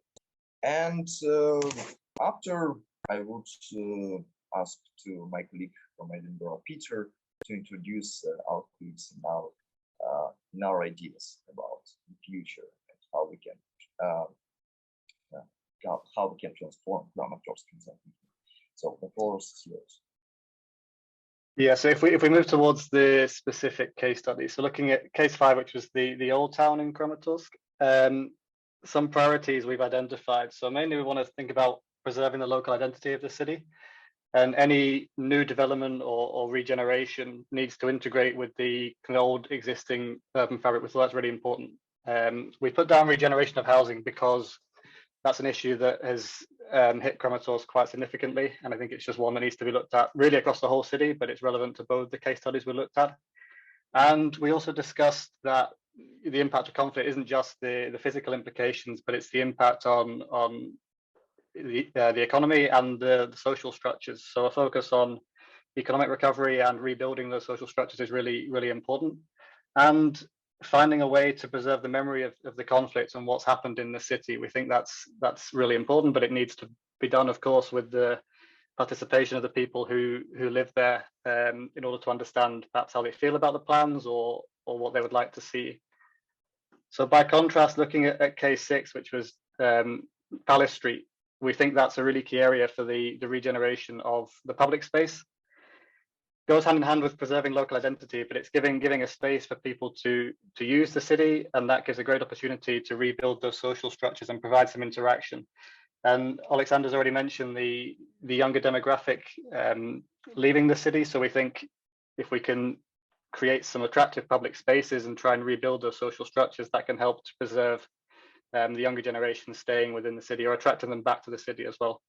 And the same as the last case, the regeneration of housing. Palace Street runs through a residential area, which was originally for the industrial area. And again, maybe here there's something with the preservation of the memory of the conflict. So then we talked about some specific strategies, and one we've already touched on is public participation. And just a few points to add to what we've already discussed really is that a few things we identified was, one, the need to try and engage people who are currently relocated away from the city and maybe want to come back, but they still hold an interest in what's happening in the current plans and future plans for regeneration. But also taking plans to the people and say, rather than asking them, what would you like to see, and leaving it completely open-ended, we think it's important to have a proposal and then go directly to the community and try and get feedback on those proposals. So I think that's the two really key points. And then we've already mentioned rebuilding the social networks. So promoting kind of social cohesion between different groups. We discussed the importance of providing public spaces that have specific, provide specifically for certain activities. One example we discussed in quite a lot of detail was a possibility of using the old industrial area to provide internal public spaces, which could be used, for example, in colder months, or someone brought the example up of a space for people to play chess. So I think some specific public spaces that provide a specific function is a good way of producing networks of active people. We discussed public art as a way of embracing community engagement and allowing people to engage with the city on quite a personal level and direct level. And we discussed a lot about the potential for industrial heritage and turning that into some sort of industrial tourism. We identified in Kramatorsk, in the city, there's quite a large industrial area, which Alexander's already mentioned, and we think that really could be kind of a catalyst for urban regeneration. And if you can translate that towards some sort of industrial tourism, that's a way of rethinking the economic approach of the city and moving forward. And then a couple of other points about, so we think there's some thinking to be done around the implementation of social and housing plans, particularly because housing's been very hard hit in the city because of the conflict. It's an important point to focus on. And preserving and restoring the historic structures, this could go hand in hand with what I already mentioned about preserving the memory of the conflict. So there's something we could do there. And the implementation of green infrastructure projects, we identified really that the city is quite a green city, looking at the maps and the pictures. But we think translating that to some specific green infrastructure projects that go hand in hand with public space is a good way of improving on this and building on what's already there.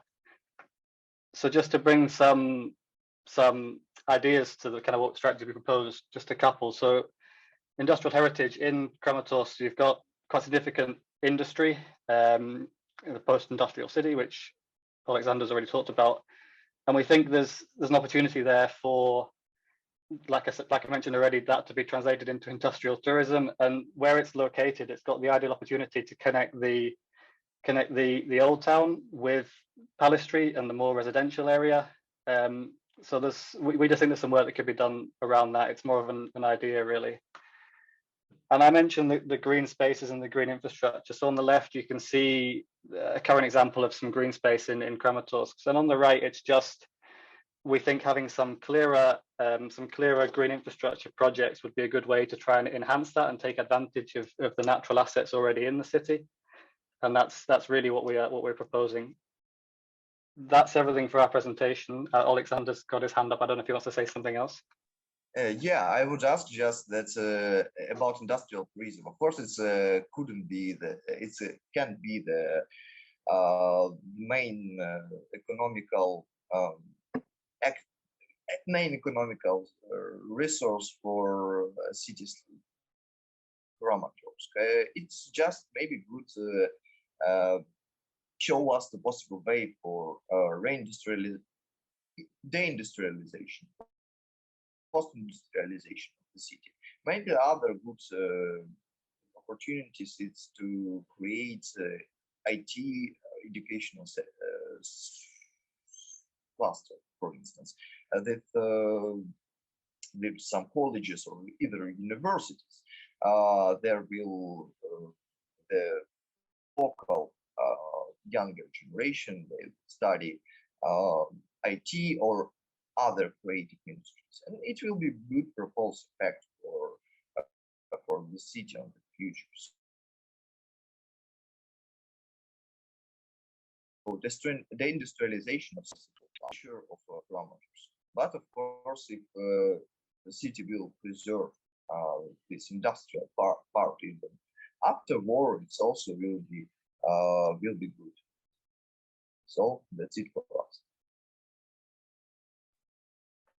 Yeah, thank you very much for your presentation. The third case city, absolutely, totally another vision for future, and I'm happy to hear your approaches for cohesion of between different groups in the city about strategy for to combat or to support healing of the community. It's really very important words from your presentation. And as Alexander now started discussion, it was more my first question.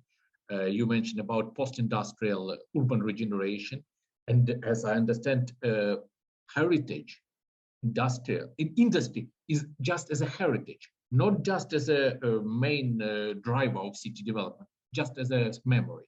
It's not right way for this city as for me, because just before war, most of enterprises in this city was operating and with their own stable niche on the market. It was a really important industrial city. And in this case, what is another way? One side industry, another side industrial tourism. What is the third driver, third force to city development?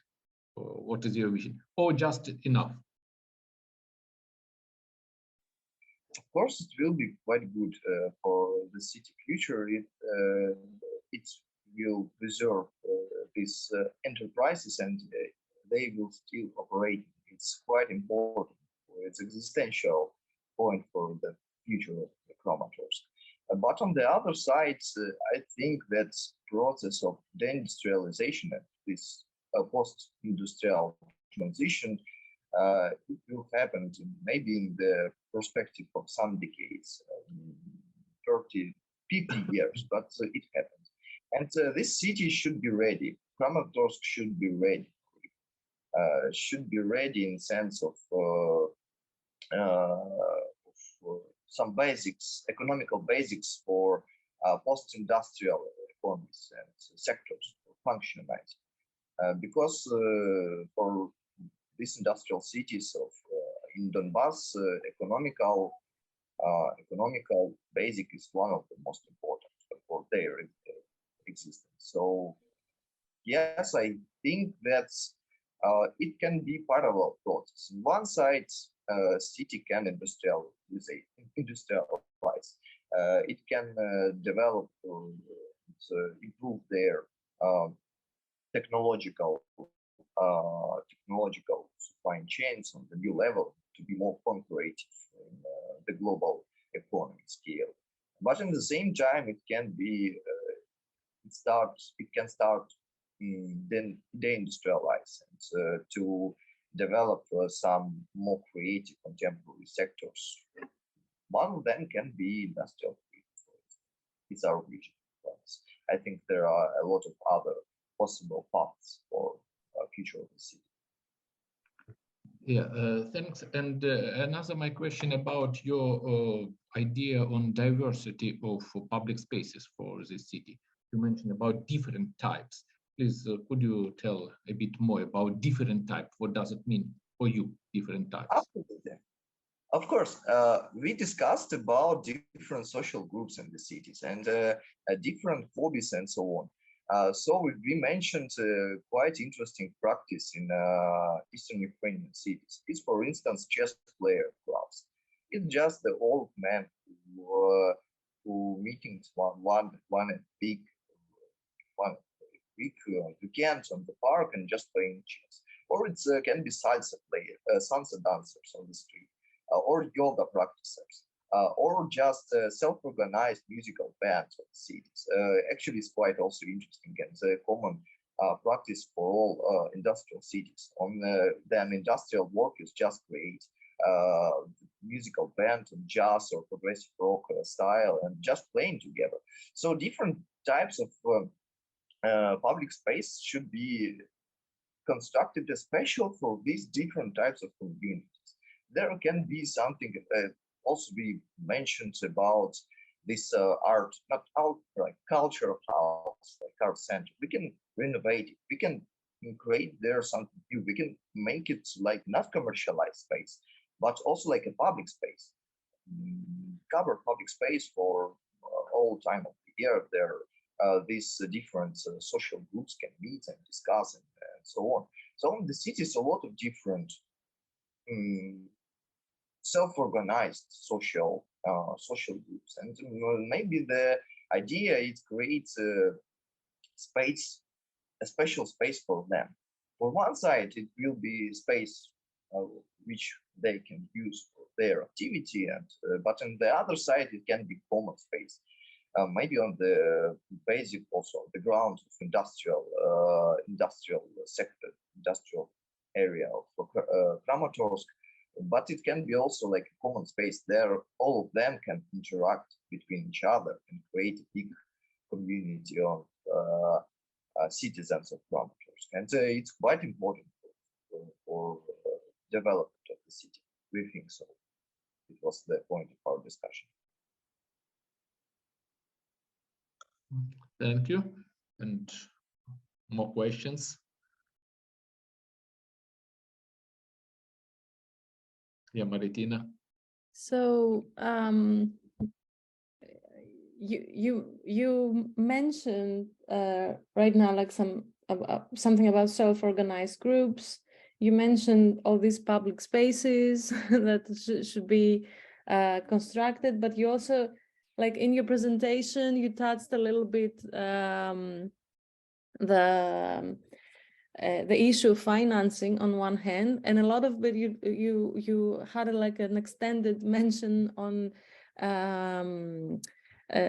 promoting public participation. However, I don't know if you have thought at all, because yesterday you had an interesting discussion, I think at some point around this the existing mentality around public participation.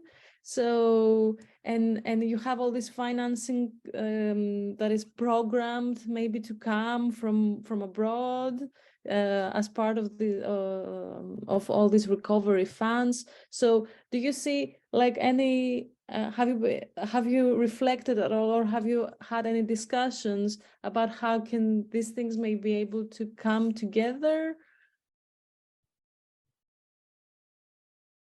because there was the this is from everyone, not just Alexander, from the whole group, because I know that our students as well have been exposed to different types of ideas, but have you been, or even like right now, have you been able to make any connections or things that, because you talked about participation, but how would that happen?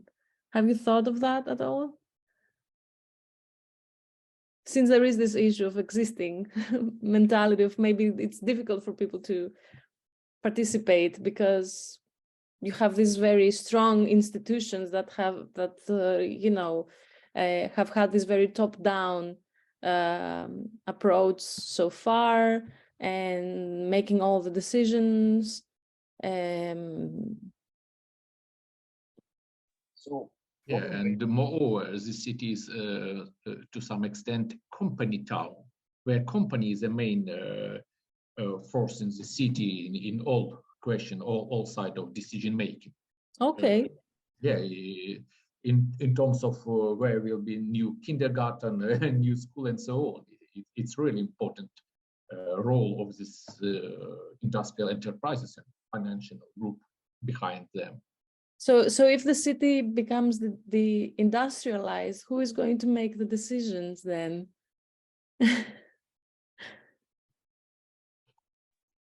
So yeah, about this dichotomy between social mentality and institutions. So I think the problem in the both side on mentality of this Soviet mentality, inertial mentality of Soviet times, of post-Soviet humanity, and this institution, which what functions really bad in some sense. In sense, first of all, in sense of bureaucratic processes, it's just terrible. And yes, Konstantin mentioned about the role of enterprises, the role of oligarchs in decision-making process of the cities. Is unfortunately it's true. They have big influence on on the city development, and really often they don't consult the public sector or with, some specialists of urban planners and so on.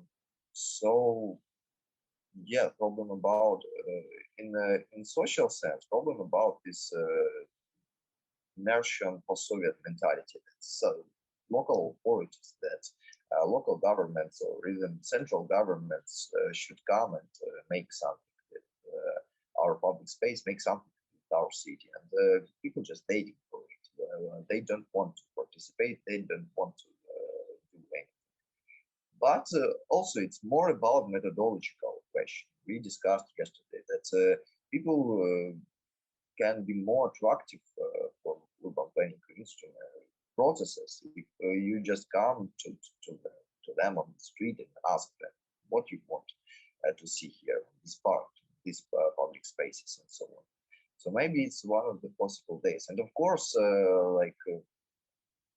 the better solution is close interaction between business, social sector, and just public sector, and local authorities and local governments. This triangle is, of course, quite important for sustainable city development.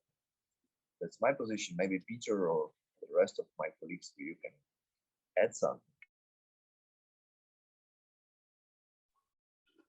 All I can really add is something I need to reflect on. It's a hard question and I'm struggling with answers, to be completely honest. I think we discussed, one of the points we discussed a lot was the need to try and start to engage with people at the ground level to understand what they want from the spaces. That was a lot of the focus of our discussion.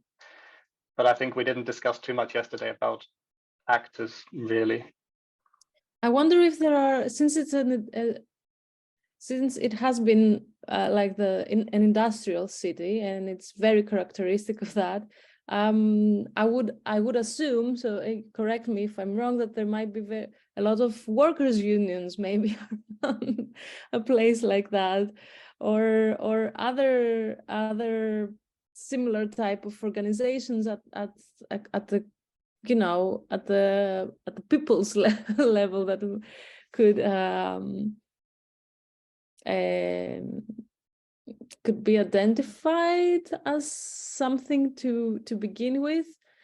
Anyway, this is also I mean, this is a part of the whole reflection. I don't even have answers myself. But another point that I would like to highlight, it's interesting how you mentioned that industrial heritage could be used as a touristic attraction for that could, you know, facilitate, I guess, the economic development of the city to begin with, to bring tourists and money with them, right? Is that would that be the goal? Yeah, I think that's the point, Maritina, but also I think the reason we discussed the point about industrial heritage so much was that the risk of ongoing conflict and damage to anything that is being perhaps new developments. We thought the opportunity to use the existing structures that are already there was quite an important approach, and that's what we were discussing yesterday. Yeah, it's interesting because tourism has been used as a tool for recovery, either in a post-war context, or and as we know in the case of Athens that we have been studying this semester, as a post-crisis development tool.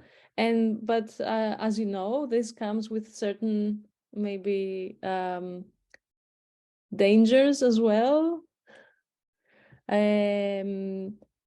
So that's why I asked in the beginning if you have had like this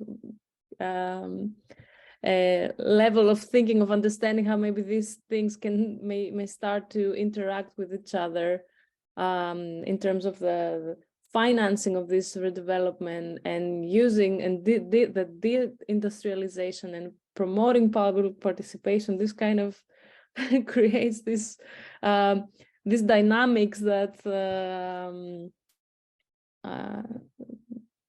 are very complex, actually. I don't know, this is kind of a comment, it's not a question, but what I'm wondering if you have any further reflections or other comments on that.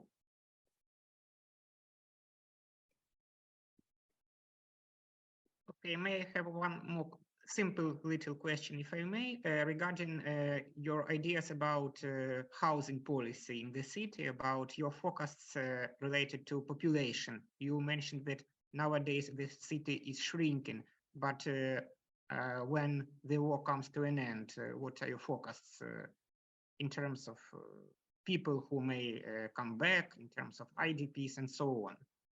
What are your focus? Because this is important to understand what housing to build or reconstruct, and where and in what volumes, what amounts.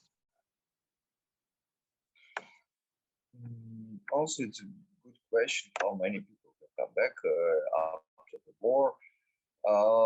We discussed about case of Eastern Germany, of renovation of socialist massive panel buildings. Not bad example, actually, and maybe it can be used for Kramatorsk in the future. Of course, in the sense of EDPs, displaced person, it's also quite important to build social houses there.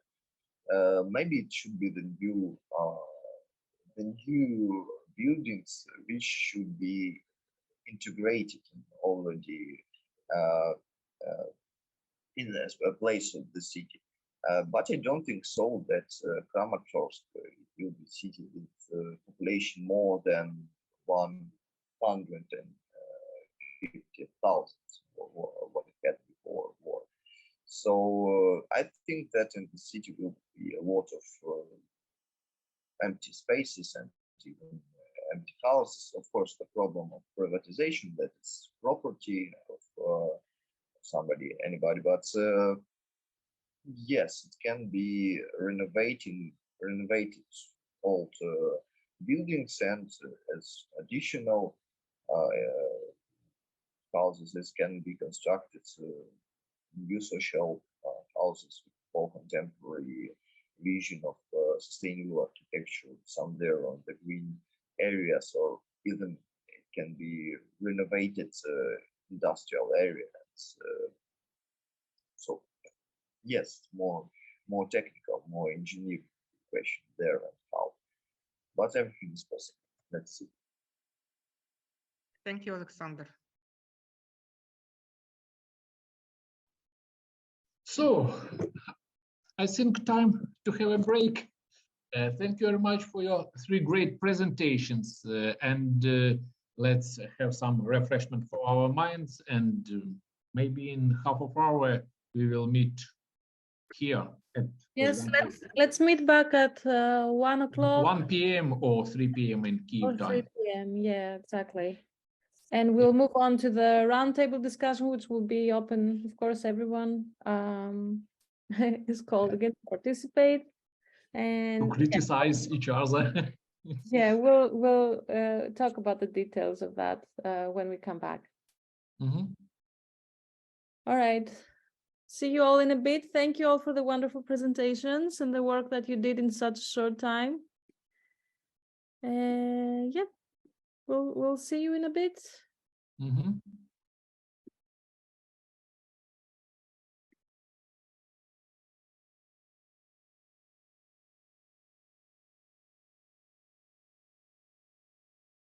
All right, we are back. Can we also see if you are back, students? Not all.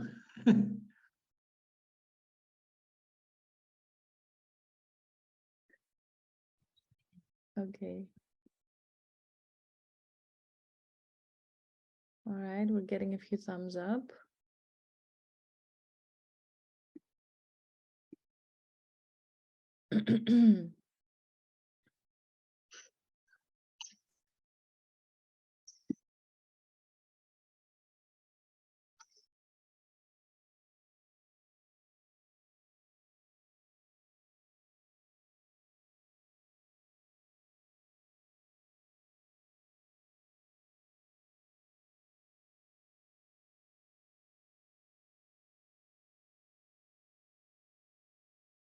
All right, are there any more people here yet?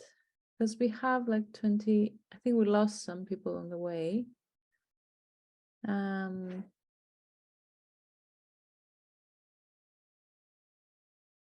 Okay. All right, some more people are coming in.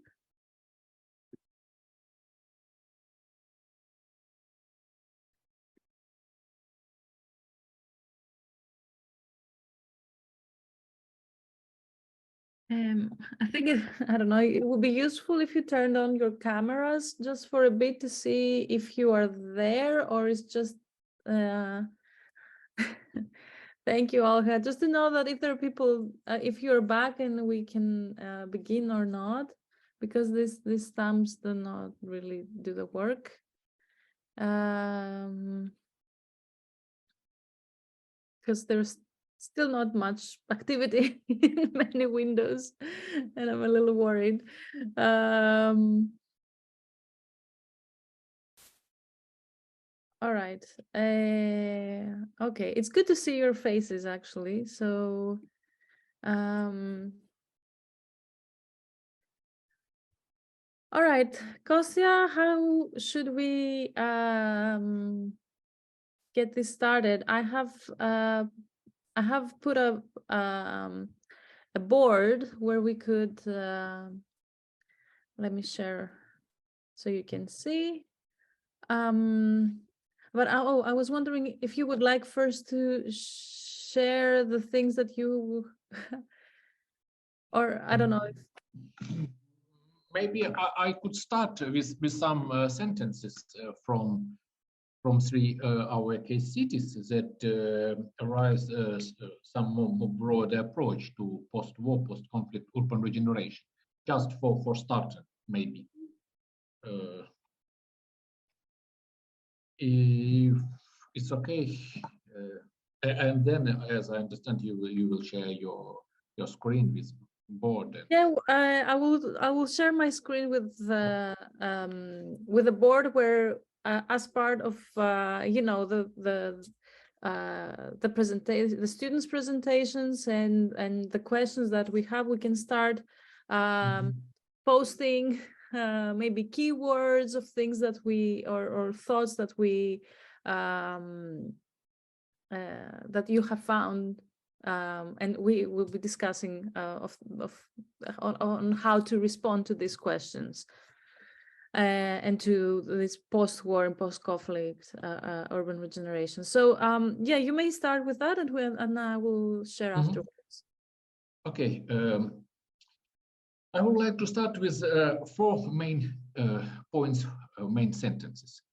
First one that arrived from my discussion from hearing from Mayor of Irpin. Schools as a driver for post-war city development, and more broader under question of post-war competition of cities for people. It's really a question that was raised by many mayors, how to bring back people and so on. The second sentence about city vertical dimension. It's a really important question that derived from Kharkiv case. And my discussion with Kharkiv architects involved in processes of urban regeneration of art. The third sentence, third point is about voices of children and young people in shrinking city like Kramatorsk. It's really important vision also from my pre-war discussion with mayor, and after that, and many interviews from the city, and it's as for me very important. And first point about dialogue. At 1 hour doctoral school, after long discussions, it was very interesting dividing of people in 2 blocks, two groups. One who are believers in dialogue, post-war including development, and others who believers in the strong power or in God, that higher forces can change situation, not dialogue. Any other forces or from the government or from the God, it depends on situation. And therefore, maybe we also can vote what is the main vision of future development or post-war development of our city. Is it through dialogue or through strong powers, or our dream for something that can help us to change situation, to prevent corruption and so on. And some details concerning schools as a driver for city post-war development. It's important question from a mayor of Irpin, who said that now is a most difficult question of funding for example, reconstruction of schools and kindergartens. Why? Because most of businesses or investors who are potentially can do it, they say, for example, tomorrow next missile will at this building, who will give me back my money? I don't want to invest my money now under war conditions. It's not frontline. It's closely to Kyiv city, but situation is such way. It means that if you have no or have a lack of schools, of kindergartens, people decide to live with the family, with children in another cities, mostly in western part or in other part of the country. Therefore, it's a challenge for such city. And it was really a nice discussion after that schools can be such driver who will have nice schools in their city. They have more chance to develop their cities. And of course, another situation with the city of Irpin from the mayor, also important. For now, around 85% of pre-war people came back. And additionally, 30,000 people are IDPs. It means that before war, it was around 65,000, and now 85. It's more than before war. But 3,000 are IDPs with temporality, with no vision about future. And if they have infrastructure for their children, for their families, it means that they can stay for longer in the city. And this is a chance for city. This is the first idea. The second idea about vertical dimension of city development. What does it mean in case of Kharkiv? From one side, under war, high-rise buildings are main targets, and higher floors in high-rise building are more vulnerable in this situation. If you live at the first floor or in your on ground floor, it's better than you live, for example, at 24th floor. Therefore, a new vision of many people try to rent or to buy flats at the lower floors. It's a one side of this dimension. Another side about underground spaces that play more and more important role. And it was in the presentation on Kharkiv also a question about metro as a wider than just transportation. It's about security. And in this case, it was a very interesting discussion with architects who deals with Kharkiv, case concerning main square, concerning Freedom Square in the city. It was idea that this square should be without nothing, just empty space.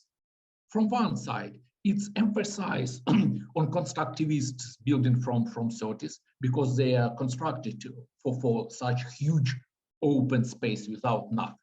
But another side, all activities, main public space will be underground with a library as a main public space with different activities, and some kind of slope hills to underground, even with underground trees that will be at the level of a square. And it's really interesting approach concerning using of underground as secure, as safe space for city development, because city is very close to Russian border, and missile attacks, shelling could be any day, even after war. The third question about city of Kramatorsk, the really shrinking city. It means, and aging city.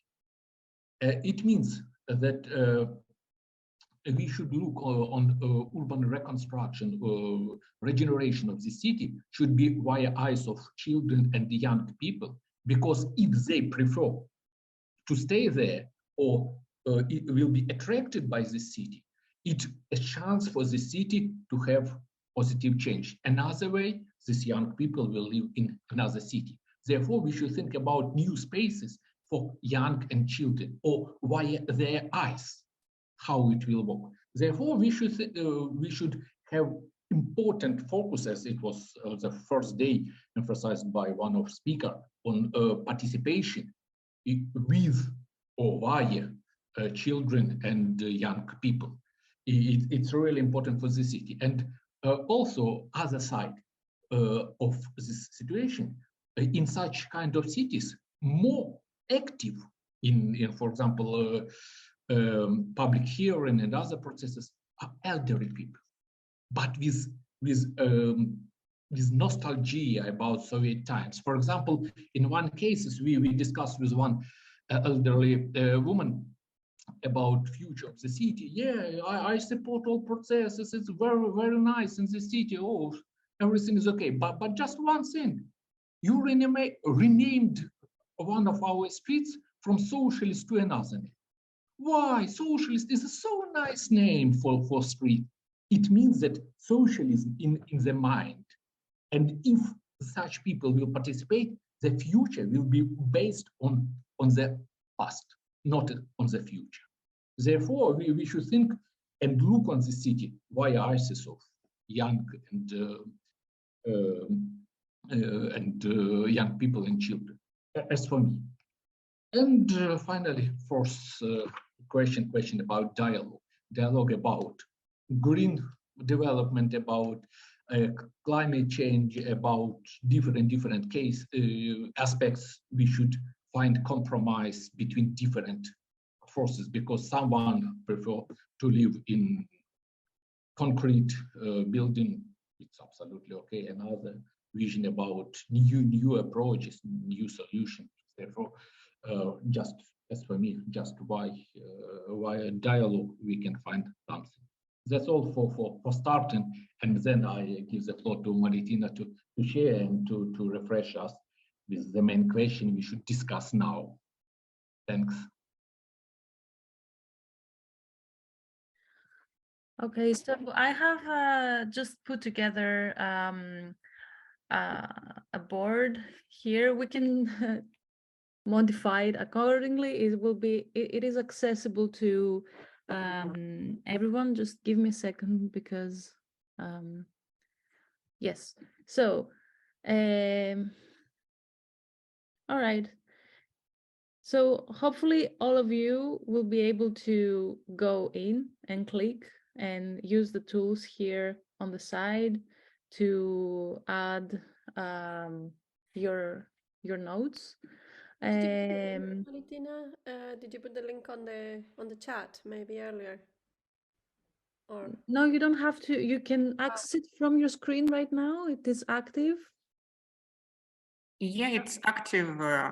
I can type, I can move items, so it works. So everyone should be able to do that. And I have put the questions of the activity up here, and I have divided it based like maybe we can out of all these great presentations, the discussions that you had yesterday, the presentations that we had on the first day, we can and while we have the discussion going right now, we can just keep it open, and actively everyone can go in and write keywords or thoughts of the things you have discussed. I have divided it into the themes, but also like I have kept a separate section for public participation if you want, because it has been a thing that has emerged a lot, and other thoughts that may not fit in these areas. Anyway, you are free to just put your thoughts in here of what you think the key drivers of this post-war and post-conflict urban regeneration should be based on or our discussion so far. Okay. And we will collect all this, and in the end, we will they will help us in the ongoing research, and we will of course share them with you at the end of the workshop with the rest of the video recordings from day one and today. I just wanted to. So I'll keep this open like that, if it's okay. Yeah, I think that's useful. I just had a quick reflection over the now that you mentioned public participation as a. It's true that it has been mentioned in the presentations that the importance of engaging with people who are in Ukraine, engaging with the context, and thinking of a future that is very much negotiated or agreed and informed by different parts of society, including IDPs that were just discussed. But I wonder if in that section there is something around the context or the contextual understanding that we could reflect, because I think we have a traditional way of thinking about understanding the context. We go, we read what has been written, we look into regulation, we understand the organizational structures that, you know, drive decision making. And I think most of the presentations really engaged with that context in a very thorough way, very, you know, driven by data, the data that exists. And I am just thinking that one first step forward to look at the future is to have another layer to this contextual understanding. Maybe now Kostya was talking about the IDPs and the memories and the trajectories of the histories of people who will be involved in remaking a place in Ukraine. And I am wondering if that should be really much more reflected in any process for the future. So how do we actually gather those perceptions and those histories and those understandings with a different set of tools that are not what has been written about? It's more about the experiences, the feelings, you know, the memories and the people. So what tools do we need to gather that information, what that information may mean for any future decision making, and how do we validate that in a way? So what do we do to really understand that context from a perspective that is much more embedded within that history, that experience? I don't know if you have any thoughts, but yeah, is it clear, the question? Or Kostya, do you want Well, this was actually part of my reflection. I started putting down some notes myself about who, depending on which group we're talking about, how they can contribute with that sense. Like maybe, for example, as you said, the older people can be involved to enhance our understanding around how, like, with their memory to enhance the understanding of what was there, what was important as part of their of the space that has been lost. What and in order to be able to maybe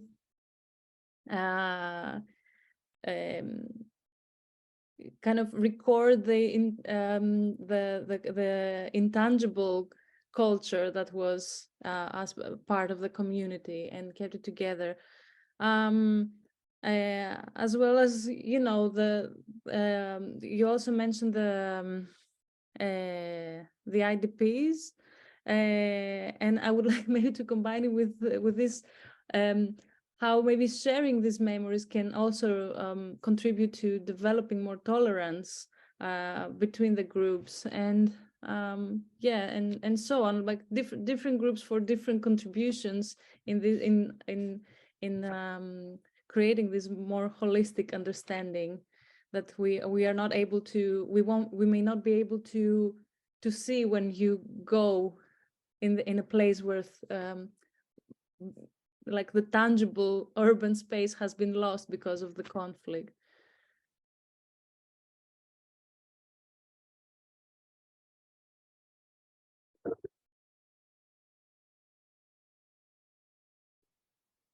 And I think maybe part of that, I don't know if an important aspect in understanding is also the concept of time when we talk about post-conflict urban regeneration, because right now Ukrainian cities are still under conflict, and you have already started efforts in recording the loss.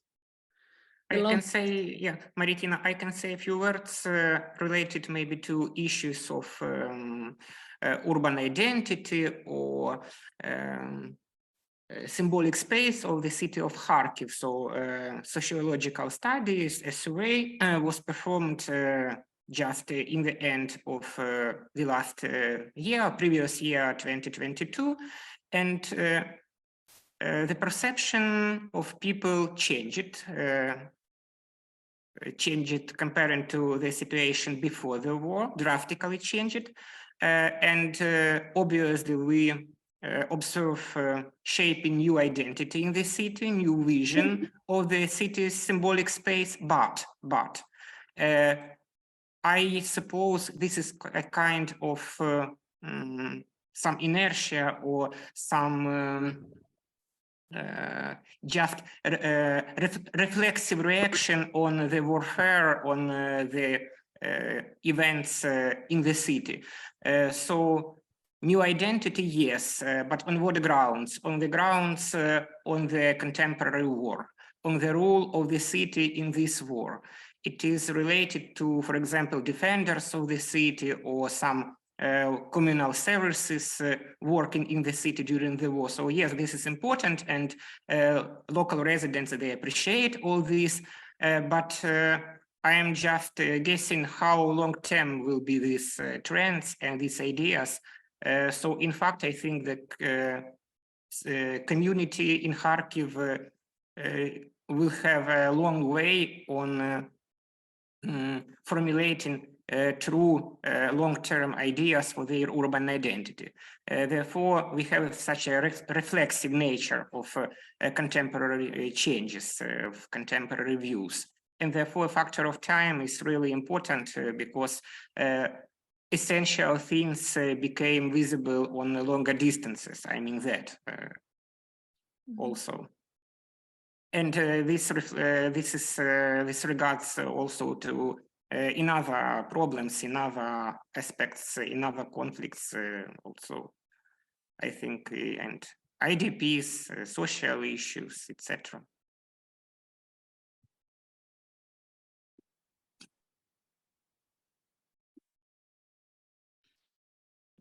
Maybe I will continue with a bit another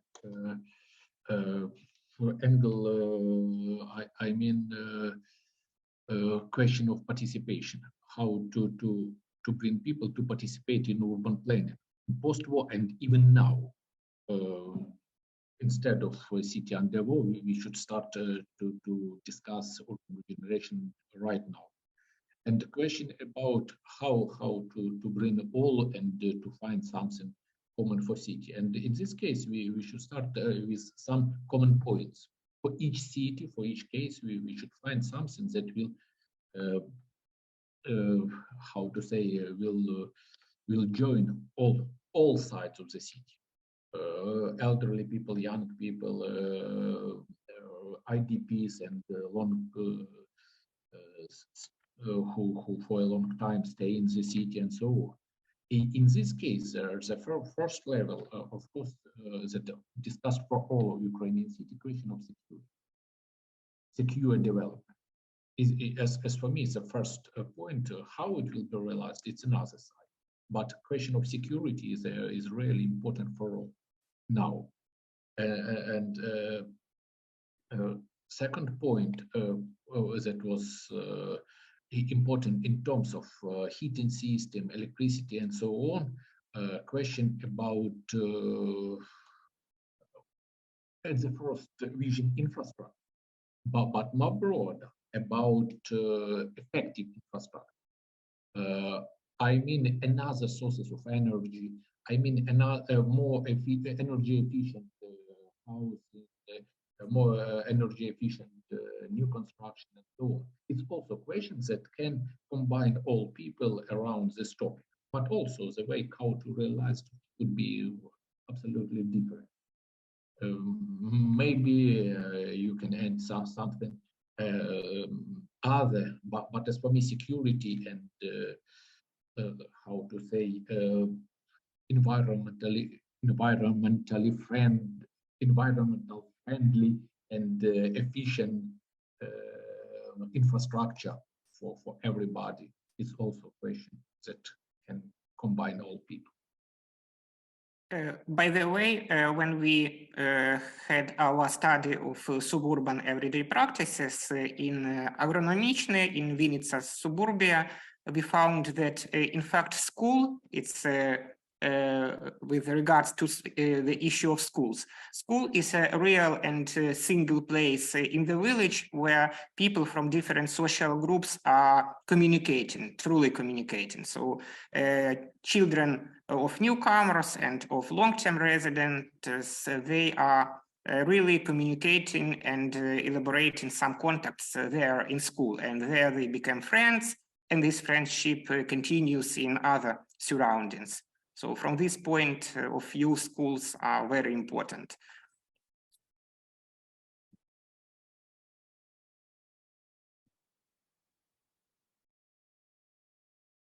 Actually, this is a very good point, because this is a similar finding I had with my dissertation, where in the refugee squads, even there were different nationalities of refugees that they may be coming from countries that they were in conflict with each other, and they found the people working, volunteering, but also living there. They found that just because they're children, were playing with each other, because children don't care about political conflicts or anything like that. They were slowly over time, the parents will start kind of developing this type of tolerance to each other, not and leaving behind like this opposing kind of sentiments to each other. So I don't know if we're putting too much burden on the children right now in guiding the future of the post-war future of cities, but they do, and as this link that Sole shared, it was evident even in the post-World War II reconstruction that focusing on the younger generations, like who are the future, is key to that. Yeah, and I think, I mean, there's something here that is interesting. We have we worked with one of the students, I can't remember how many years ago, in the course, in the urban strategies and design course that we ran, to identify in the city of Medellin, I think it was, to identify different types of residents in a way. So take the journey of all these different types of residents and understand their connections to space, so how they move around the city and the places they used, and in a way the social interactions that they create. And it was a really nice exercise. So someone really identified a type of character with names and ages and kind of likes and dislikes and taking different actions in the city.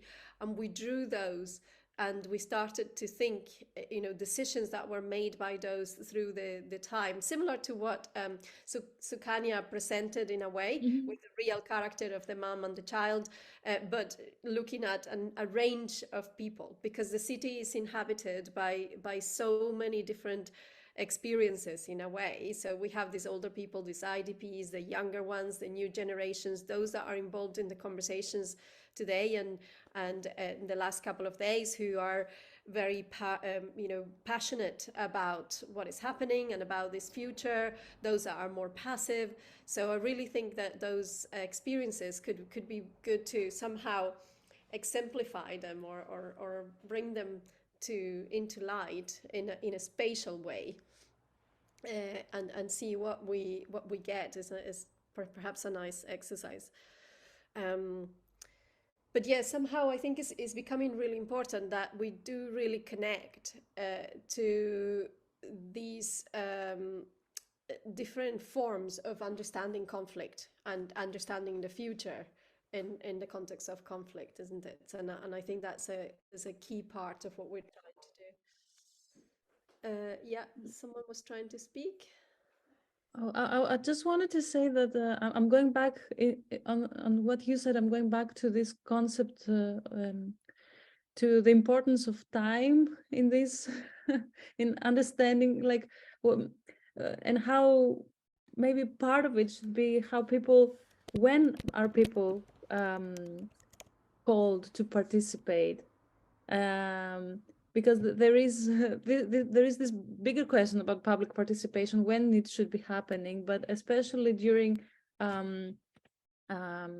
when we are talking about conflict, if also in this case, if people are not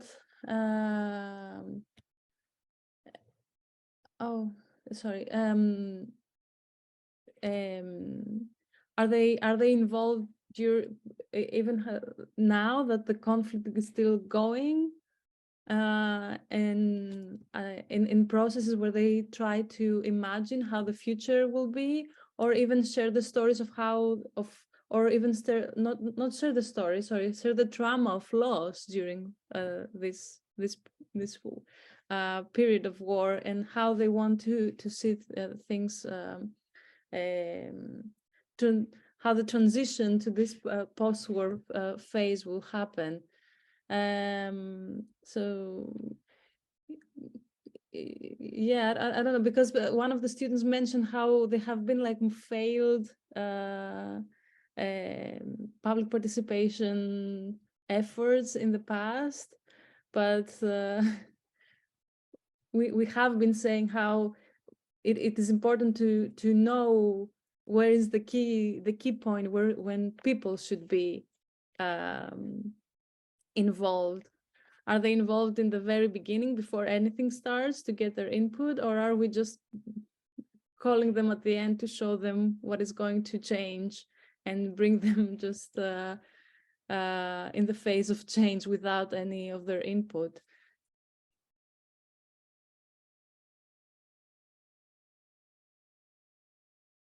I just noticed that Bilge, you're connected. Welcome. Are you there? Yeah, you were there before.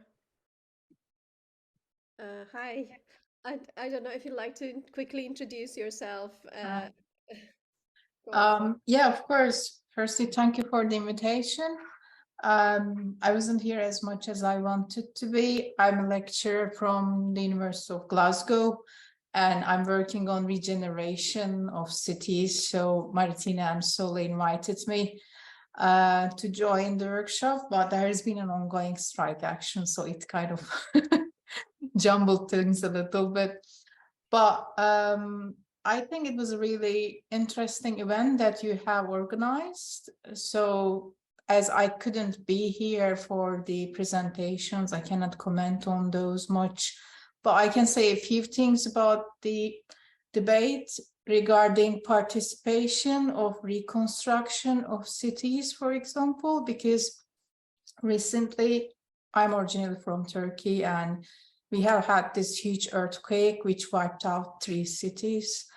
And what we have seen over these 6 weeks, basically, in these times of mass destruction, we need different actors to participate in, first, to keep everyday life going under these circumstances, because when you lose the whole social and physical infrastructure quite fast, quite quickly, then you see how important they are for everyday life, basically, to sustain the basic needs of people living in those cities. So what we have seen was bottom-up initiatives are really important, how people can get quickly organized to kind of fill this hole, but also they are not enough for many things.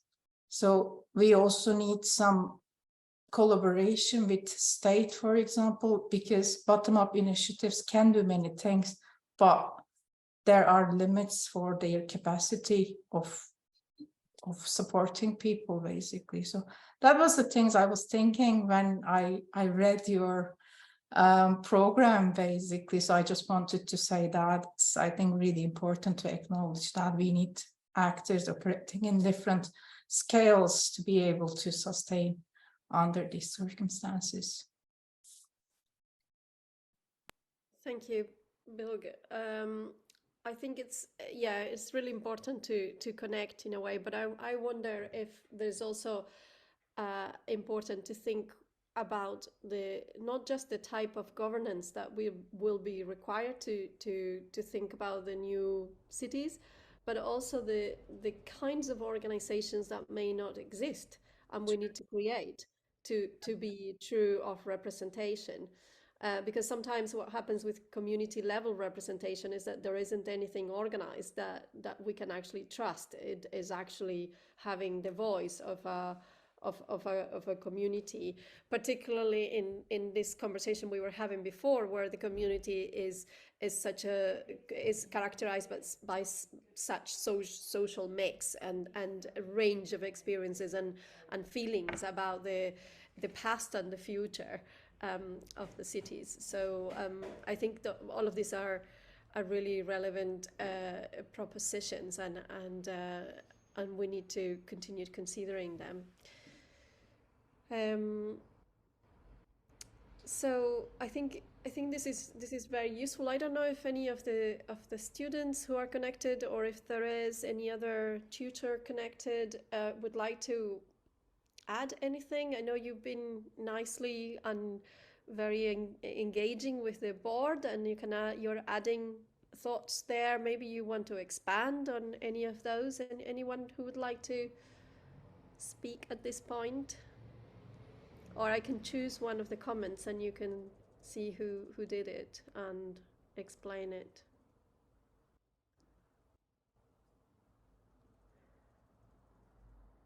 Okay. I would like to add a bit. Firstly, thanks to all three teams. You did really good work for a very short period, a half of a day. So the result is really good. I did not ask any questions after the presentations because I have rather comments that are topic for all three cities. For other cities that were shocked during the war in Ukraine, the first is I think the one of the most threats for urban development, for urban restoration, reconstruction for now in Ukraine is even while the war is continuing, but the development it could be like business as usual. So yes, we take the war into account, but Irpin will continue to grow like housing estate of Kyiv, with a lack of infrastructure, with lack of schools, and so on, and people will continue to go to their workplaces in Kyiv. So the result will be the growing traffic, because there are no good alternatives in transportation beside of private cars for now. And the threat is that city like Irpin, if we take this example, they will support good alternatives, new strategies for the reconstruction, for the development, but when they will have those strategies, for example, for I don't know, for the development of public transport, of cycling infrastructure, they will think that this is out of time. Now we should develop other infrastructures, and people will continue to suffer from it. So this is a real threat.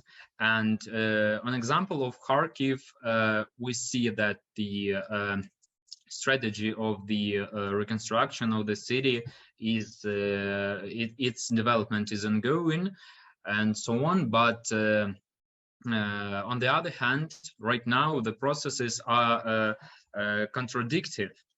Right now, half a year ago, about the city reconstructed one of the streets, and then they closed the tram line. They widened the road, built rather the urban highway. So is this way of development that should be in a future European city? I don't think so. I don't think I don't really know the context and all the features of Kramatorsk, but I think the threats are just the same, taking the features in account like in other cities. So continuing to develop like business as usual. And one more thing I would add about participation. Right now, the local budgets have a lack of funds to support such development. The reconstruction right now and the post-war reconstruction, and there is a big support from international organizations like funds and so on for different projects like grants. And one of the things that these international organizations really like to see, that on the place there is a participation processes. You really must to conduct surveys. You must to conduct participative activities like strategic sessions, workshops, and so on, so on. I don't really see this in Kharkiv, but I don't know, maybe they conduct such activities. I mainly see them in, for example, Irpin. That's such thoughts from me. Thank you. Thank you very much. I think it's really useful, and the thinking about the international level as well, and this concept of you know, continuing with what it is, or maybe contributing to ideas that could then be reflected across a wider region, I think is really important. So I don't know if anyone else has any points to add from those that are filling this board. So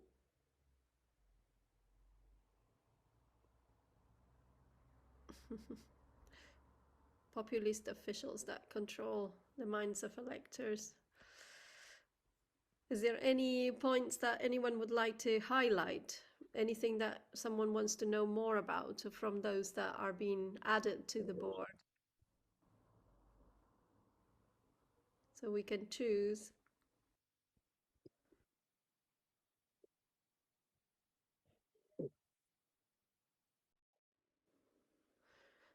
I found interesting how someone added the public system of protection. Okay. Who added that? So I'm wondering whether this I understand the trauma that comes and the PTSD that comes after like having lived in through a war, but I'm wondering if in this post-war thinking should be included this sense of threat, of future threat of another war.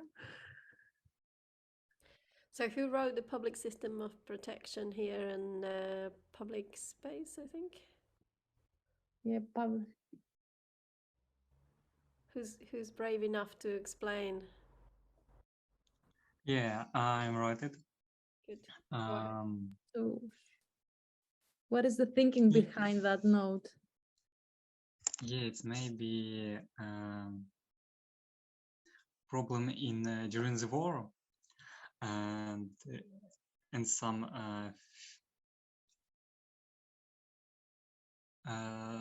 thought that war will be in future. But in my opinion, just in case, it's good to have that rather than not to have, just in case. So as a risk management type of solution. There is a good expression that if you want to have peace, you should be ready for the war. In this context, yes.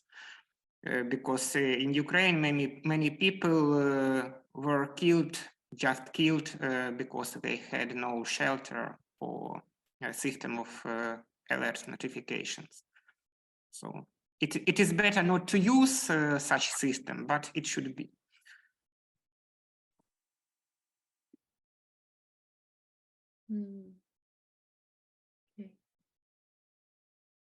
Okay.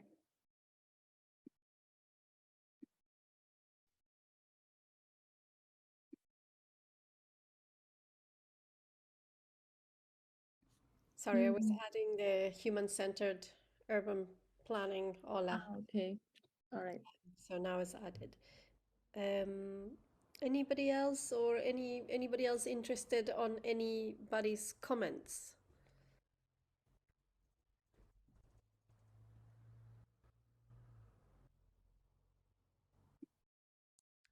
There's so many points here. Smart city developments. So who would like to talk about smart cities? Enlarging spectrum. I wonder what can we learn from smart cities? I can perhaps add something to that, because recently what we observed in different countries, smart city tools, which kind of became popular with the smart cities, can be used to show solidarity with during the disaster or during war, to reach people. That infrastructure is also very important. We see when you don't have access to internet, for example, you can ask for help at the end of the day because everything is connected with internet, or to reach people who can donate things, for example. It's really important to use these alternative tools to reach different people. So I think perhaps not smart cities, but the tools that we kind of get used to using with the smart cities can be important.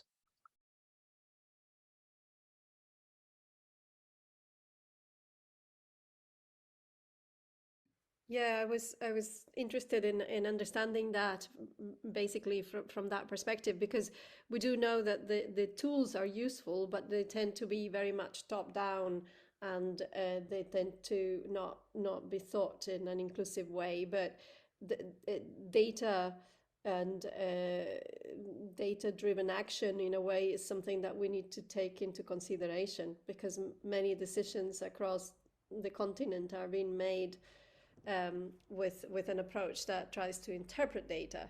So what kind of data is that? So who is providing the data? Who is the data for? And who is influencing who those decisions are influencing? So are all questions that I think are really important. So if the future of the cities in a continent that is obviously looking at innovation is going to be driven by smart solutions, what will that mean in a post-conflict context? I think that is another really useful question to consider and think about,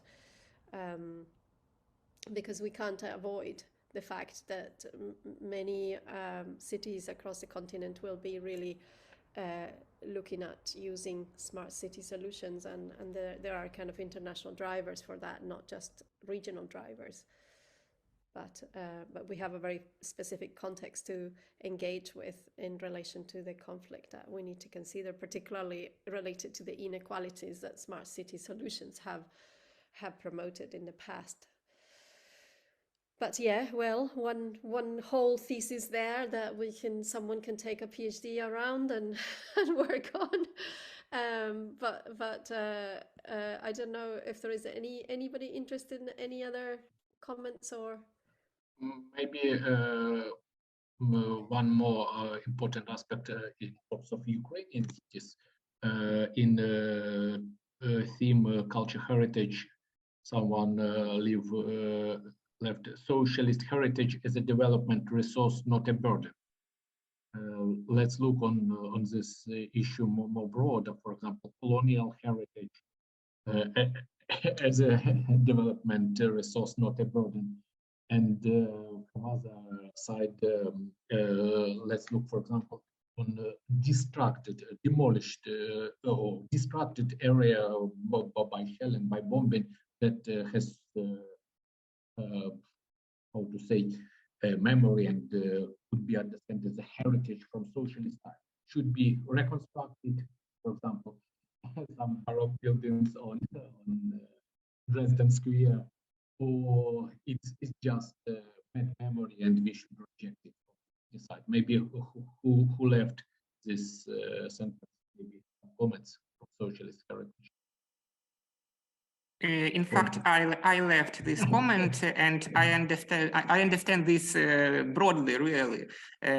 What I mean that socialist heritage is a fact, so we should do something with that, and it would be better to look at this heritage, if any, like on some resource than on some burden. So if it is possible, of course. So if we have some, for example, socialist times patterns of planning or architecture, which deserves to be preserved and maybe used as an element of local identity or for some tourism, as a resource for tourism development, it's okay. If it is destroyed, okay, we should think, is it worth to rebuild or to make some replica, or to free the space for something else, etc., and etc. And of course, issue of so-called decolonization of Ukrainian public space is also very important. But once again, I am against some universalizing approaches. So I think that local identity, including urban identity, should be on the first place. We shouldn't neglect the issue of national safety in terms of memory politics. But on the other hand, there are some local issues that are important on that local level. They may be unacceptable on the national level, for example, to commemorate something or somewhat, but at the local level, it's okay. That's my opinion. Like last decision or vision of monument, one communist leader in city of Kyiv, he sit on the horse. Proposals to leave horse, but to reject this communist leader from the horse. And the monument as a local it should be preserved. That's great. Arthur, you have your hand up. Yes, I have a complete opposite way of looking by Oksy Ignatyuk, because in cultural heritage, you can find the question of socialist-oriented people can be solved by nature. And let me explain. You see, Konstantin Mezentsev mentions that we have a problem of the people who believes in strong of the Soviet Union. Yes, and when I was at school, I have a teacher of Ukrainian literature, and we talked with she about every problem that we can find. And when we open the Bible, we will find a story of Moses who walked in the desert with people for 40 years. But when we open Google Maps, we will find that that way what Moses pass was can be passed by 7 days, but Moses walks with people for 40 years, and that's why. And why he walks so long? you seen the people that was with Moise were in the past slaves, and the mind of the way of thinking that think slaves cannot be the fundament. Фундамент є таке слово, вибачте, в англійській мові. Basis, yeah, fundament, Cannot ground. be, yeah, cannot be fundament, ground of new state of Jews. So we just need to let these socialist-oriented people die, because these people are mostly most of them are more than age of 60 age, and middle age of living in Ukraine is about 72 years, or maybe even less. So yes, we need to just wait and waiting for new generations of Ukrainians that are not slaves of any system. Thank you, Artur, for your opinion. First of all, I think that we speak about different things. You speak about some socialist way of thinking, or Soviet way of thinking, Soviet mentality, and I'm speaking about, first of all, tangible heritage. So do you propose to demolish Держплан on Svoboda Square in Kharkiv, or buildings of Taras Shevchenko National University in Kyiv, for example, which belong to Soviet modernist era? So I'm speaking about that. And of course, you are right that generations are changing and mentality is also changing.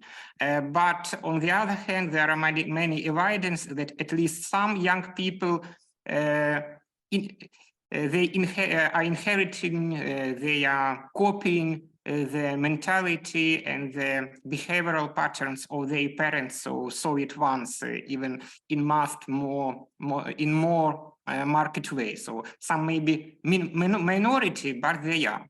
So that's my comment to you. Thank you for participation in discussion. You are so active. I thank you as well, and I think these questions are useful to to bring the debate to the table, and that's what we want to do with this. So so yes, thank you. So we're now at 2:00, and we said we would finish around this time. So I think we should, I don't know if there are any other comments. We should perhaps just have a final reflection. And I don't know, Kostya, if you want to, if you have any final words or thoughts that I'd like to share. Yeah, maybe just some final words. In particular concerning the case Artur mentioned. Unfortunately, we have no 40 years now. We should start to think about urban regeneration of our cities right now. Therefore, that approach we proposed will be useful for longer future. Therefore, thank you very much for your ideas, for your presentations, for your approaches, and it was really very important to talk about multidisciplinarity. Yeah, from different points of view, from geographers, from architects, from different points, and at the same time from different how to say systems of thinking, including from different universities, from different countries, from different cities, from different parts of the world, and it's really very useful as for me. And I have my a long list of notes that I need to think, and I hope we will discuss later on the framework of our lab in the nearest half of year. Thank you very much. And in general, I am happy with this workshop. Thank you very much, Soledad and your team to push us to join you and to organize such great event. Yeah. Thank you, Kostya, and I have more thanks as well. I think is a pleasure an honor in a way to be thinking about this, because we have to shape, or we have to see if we can be involved in shaping whatever comes after the war in Ukraine, and how this can be reflecting some of the kind of wider European challenges that we are also confronting. So I think it's a very inspiring, in a way, sad and inspiring scenario to be working. And I wanted to say that we didn't push anything. It was just a collaboration from the beginning, and I think that's the way it should remain.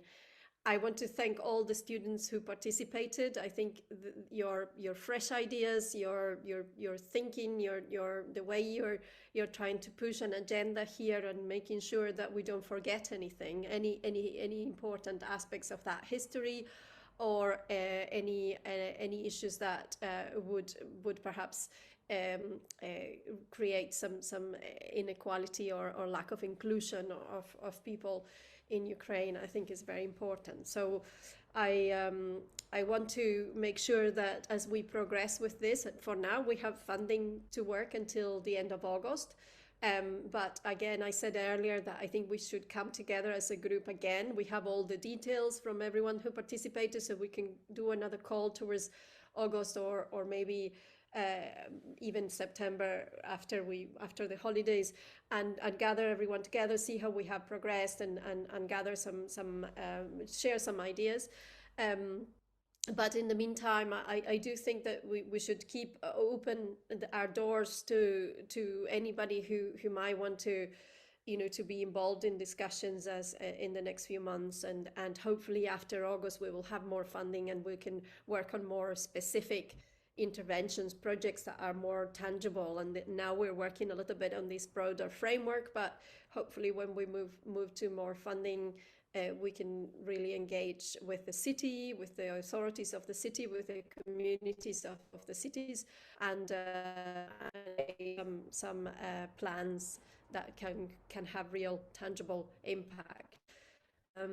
So it's been a pleasure and very inspiring, and a very good start, I guess. And thank you, Maritina, for all your work always, keeping us together, and Alexi, and thank you everyone to all the students who have been involved, and Bilge and other contributors, all the contributors from both universities. So it's been a pleasure, really. I don't know, Maritina or Alexi, if you want to say anything, or anyone else, if you want to say final words. Anybody would like to say anything? Obviously, we are all eager. Alexi, would you like to say something? I would like to, but I can be last. I don't mind. I just would like to say a few words also, that I am thankful for colleagues, for organizers, for Maritina, Soledad, Konstantin. You are a great team. It is a pleasure to work with you. I want to thank to each participant, to every student for active work, and I hope that these 3 days you will remember for the whole your life, because of plenty of new ideas, of new inspirations, of new theoretical and empirical inputs. And I think that we should keep our such maybe informal network, such collaboration. And of course, I hope that after we will realize some parts of our future lab collaboration, we will share the results and also the ideas with you. So thank you, everybody. Thank you, Lexi. Yeah, as a final note, I would also like to say that I'm very humbled, and I'm very thankful to be part of this project, and being able to meet Kostya and Alexi and work with you in the future. But also, I appreciate a lot the participation of our students, and most of all the students from Ukraine, who managed to stay very active and very productive during these 3 days. I'm definitely looking forward to going through this board and see all of your notes. And on the practical side of things, all of this stuff, as I said, will be shared with everyone, the recordings from the presentations, along with your certificates of participation. Yeah, I look forward to seeing everyone again soon, and hopefully at some point in person under very, safe and peaceful conditions for everyone, especially for you. Yeah, I think. And thank you also for Alexei and Timothy for the support yesterday, sorry, and the help. And yeah, that's, I think, all the thanks that I wanted to give. And I think we're coming to the end. Thanks a lot, everyone. I'll just give a round of emoji applause to everyone. And with that, stay safe. Excellent work, everyone. Really, really good. First. Yeah, and we'll be in touch. Yeah. This is not a goodbye. That's great. Thank you so much, everyone. Yeah, and I promise all of you a field trip to Irpin, Kharkiv, and Kramatorsk guided by me. You're welcome. In post-war period. Sure. Yes, that would be a goal for the next few months, a year, if we can, hopefully. Okay, thank you. Thanks, Bye, everyone. Bye for now. Bye. Bye. Thank you very much. Bye. Thank you. Bye. And goodbye. Bye.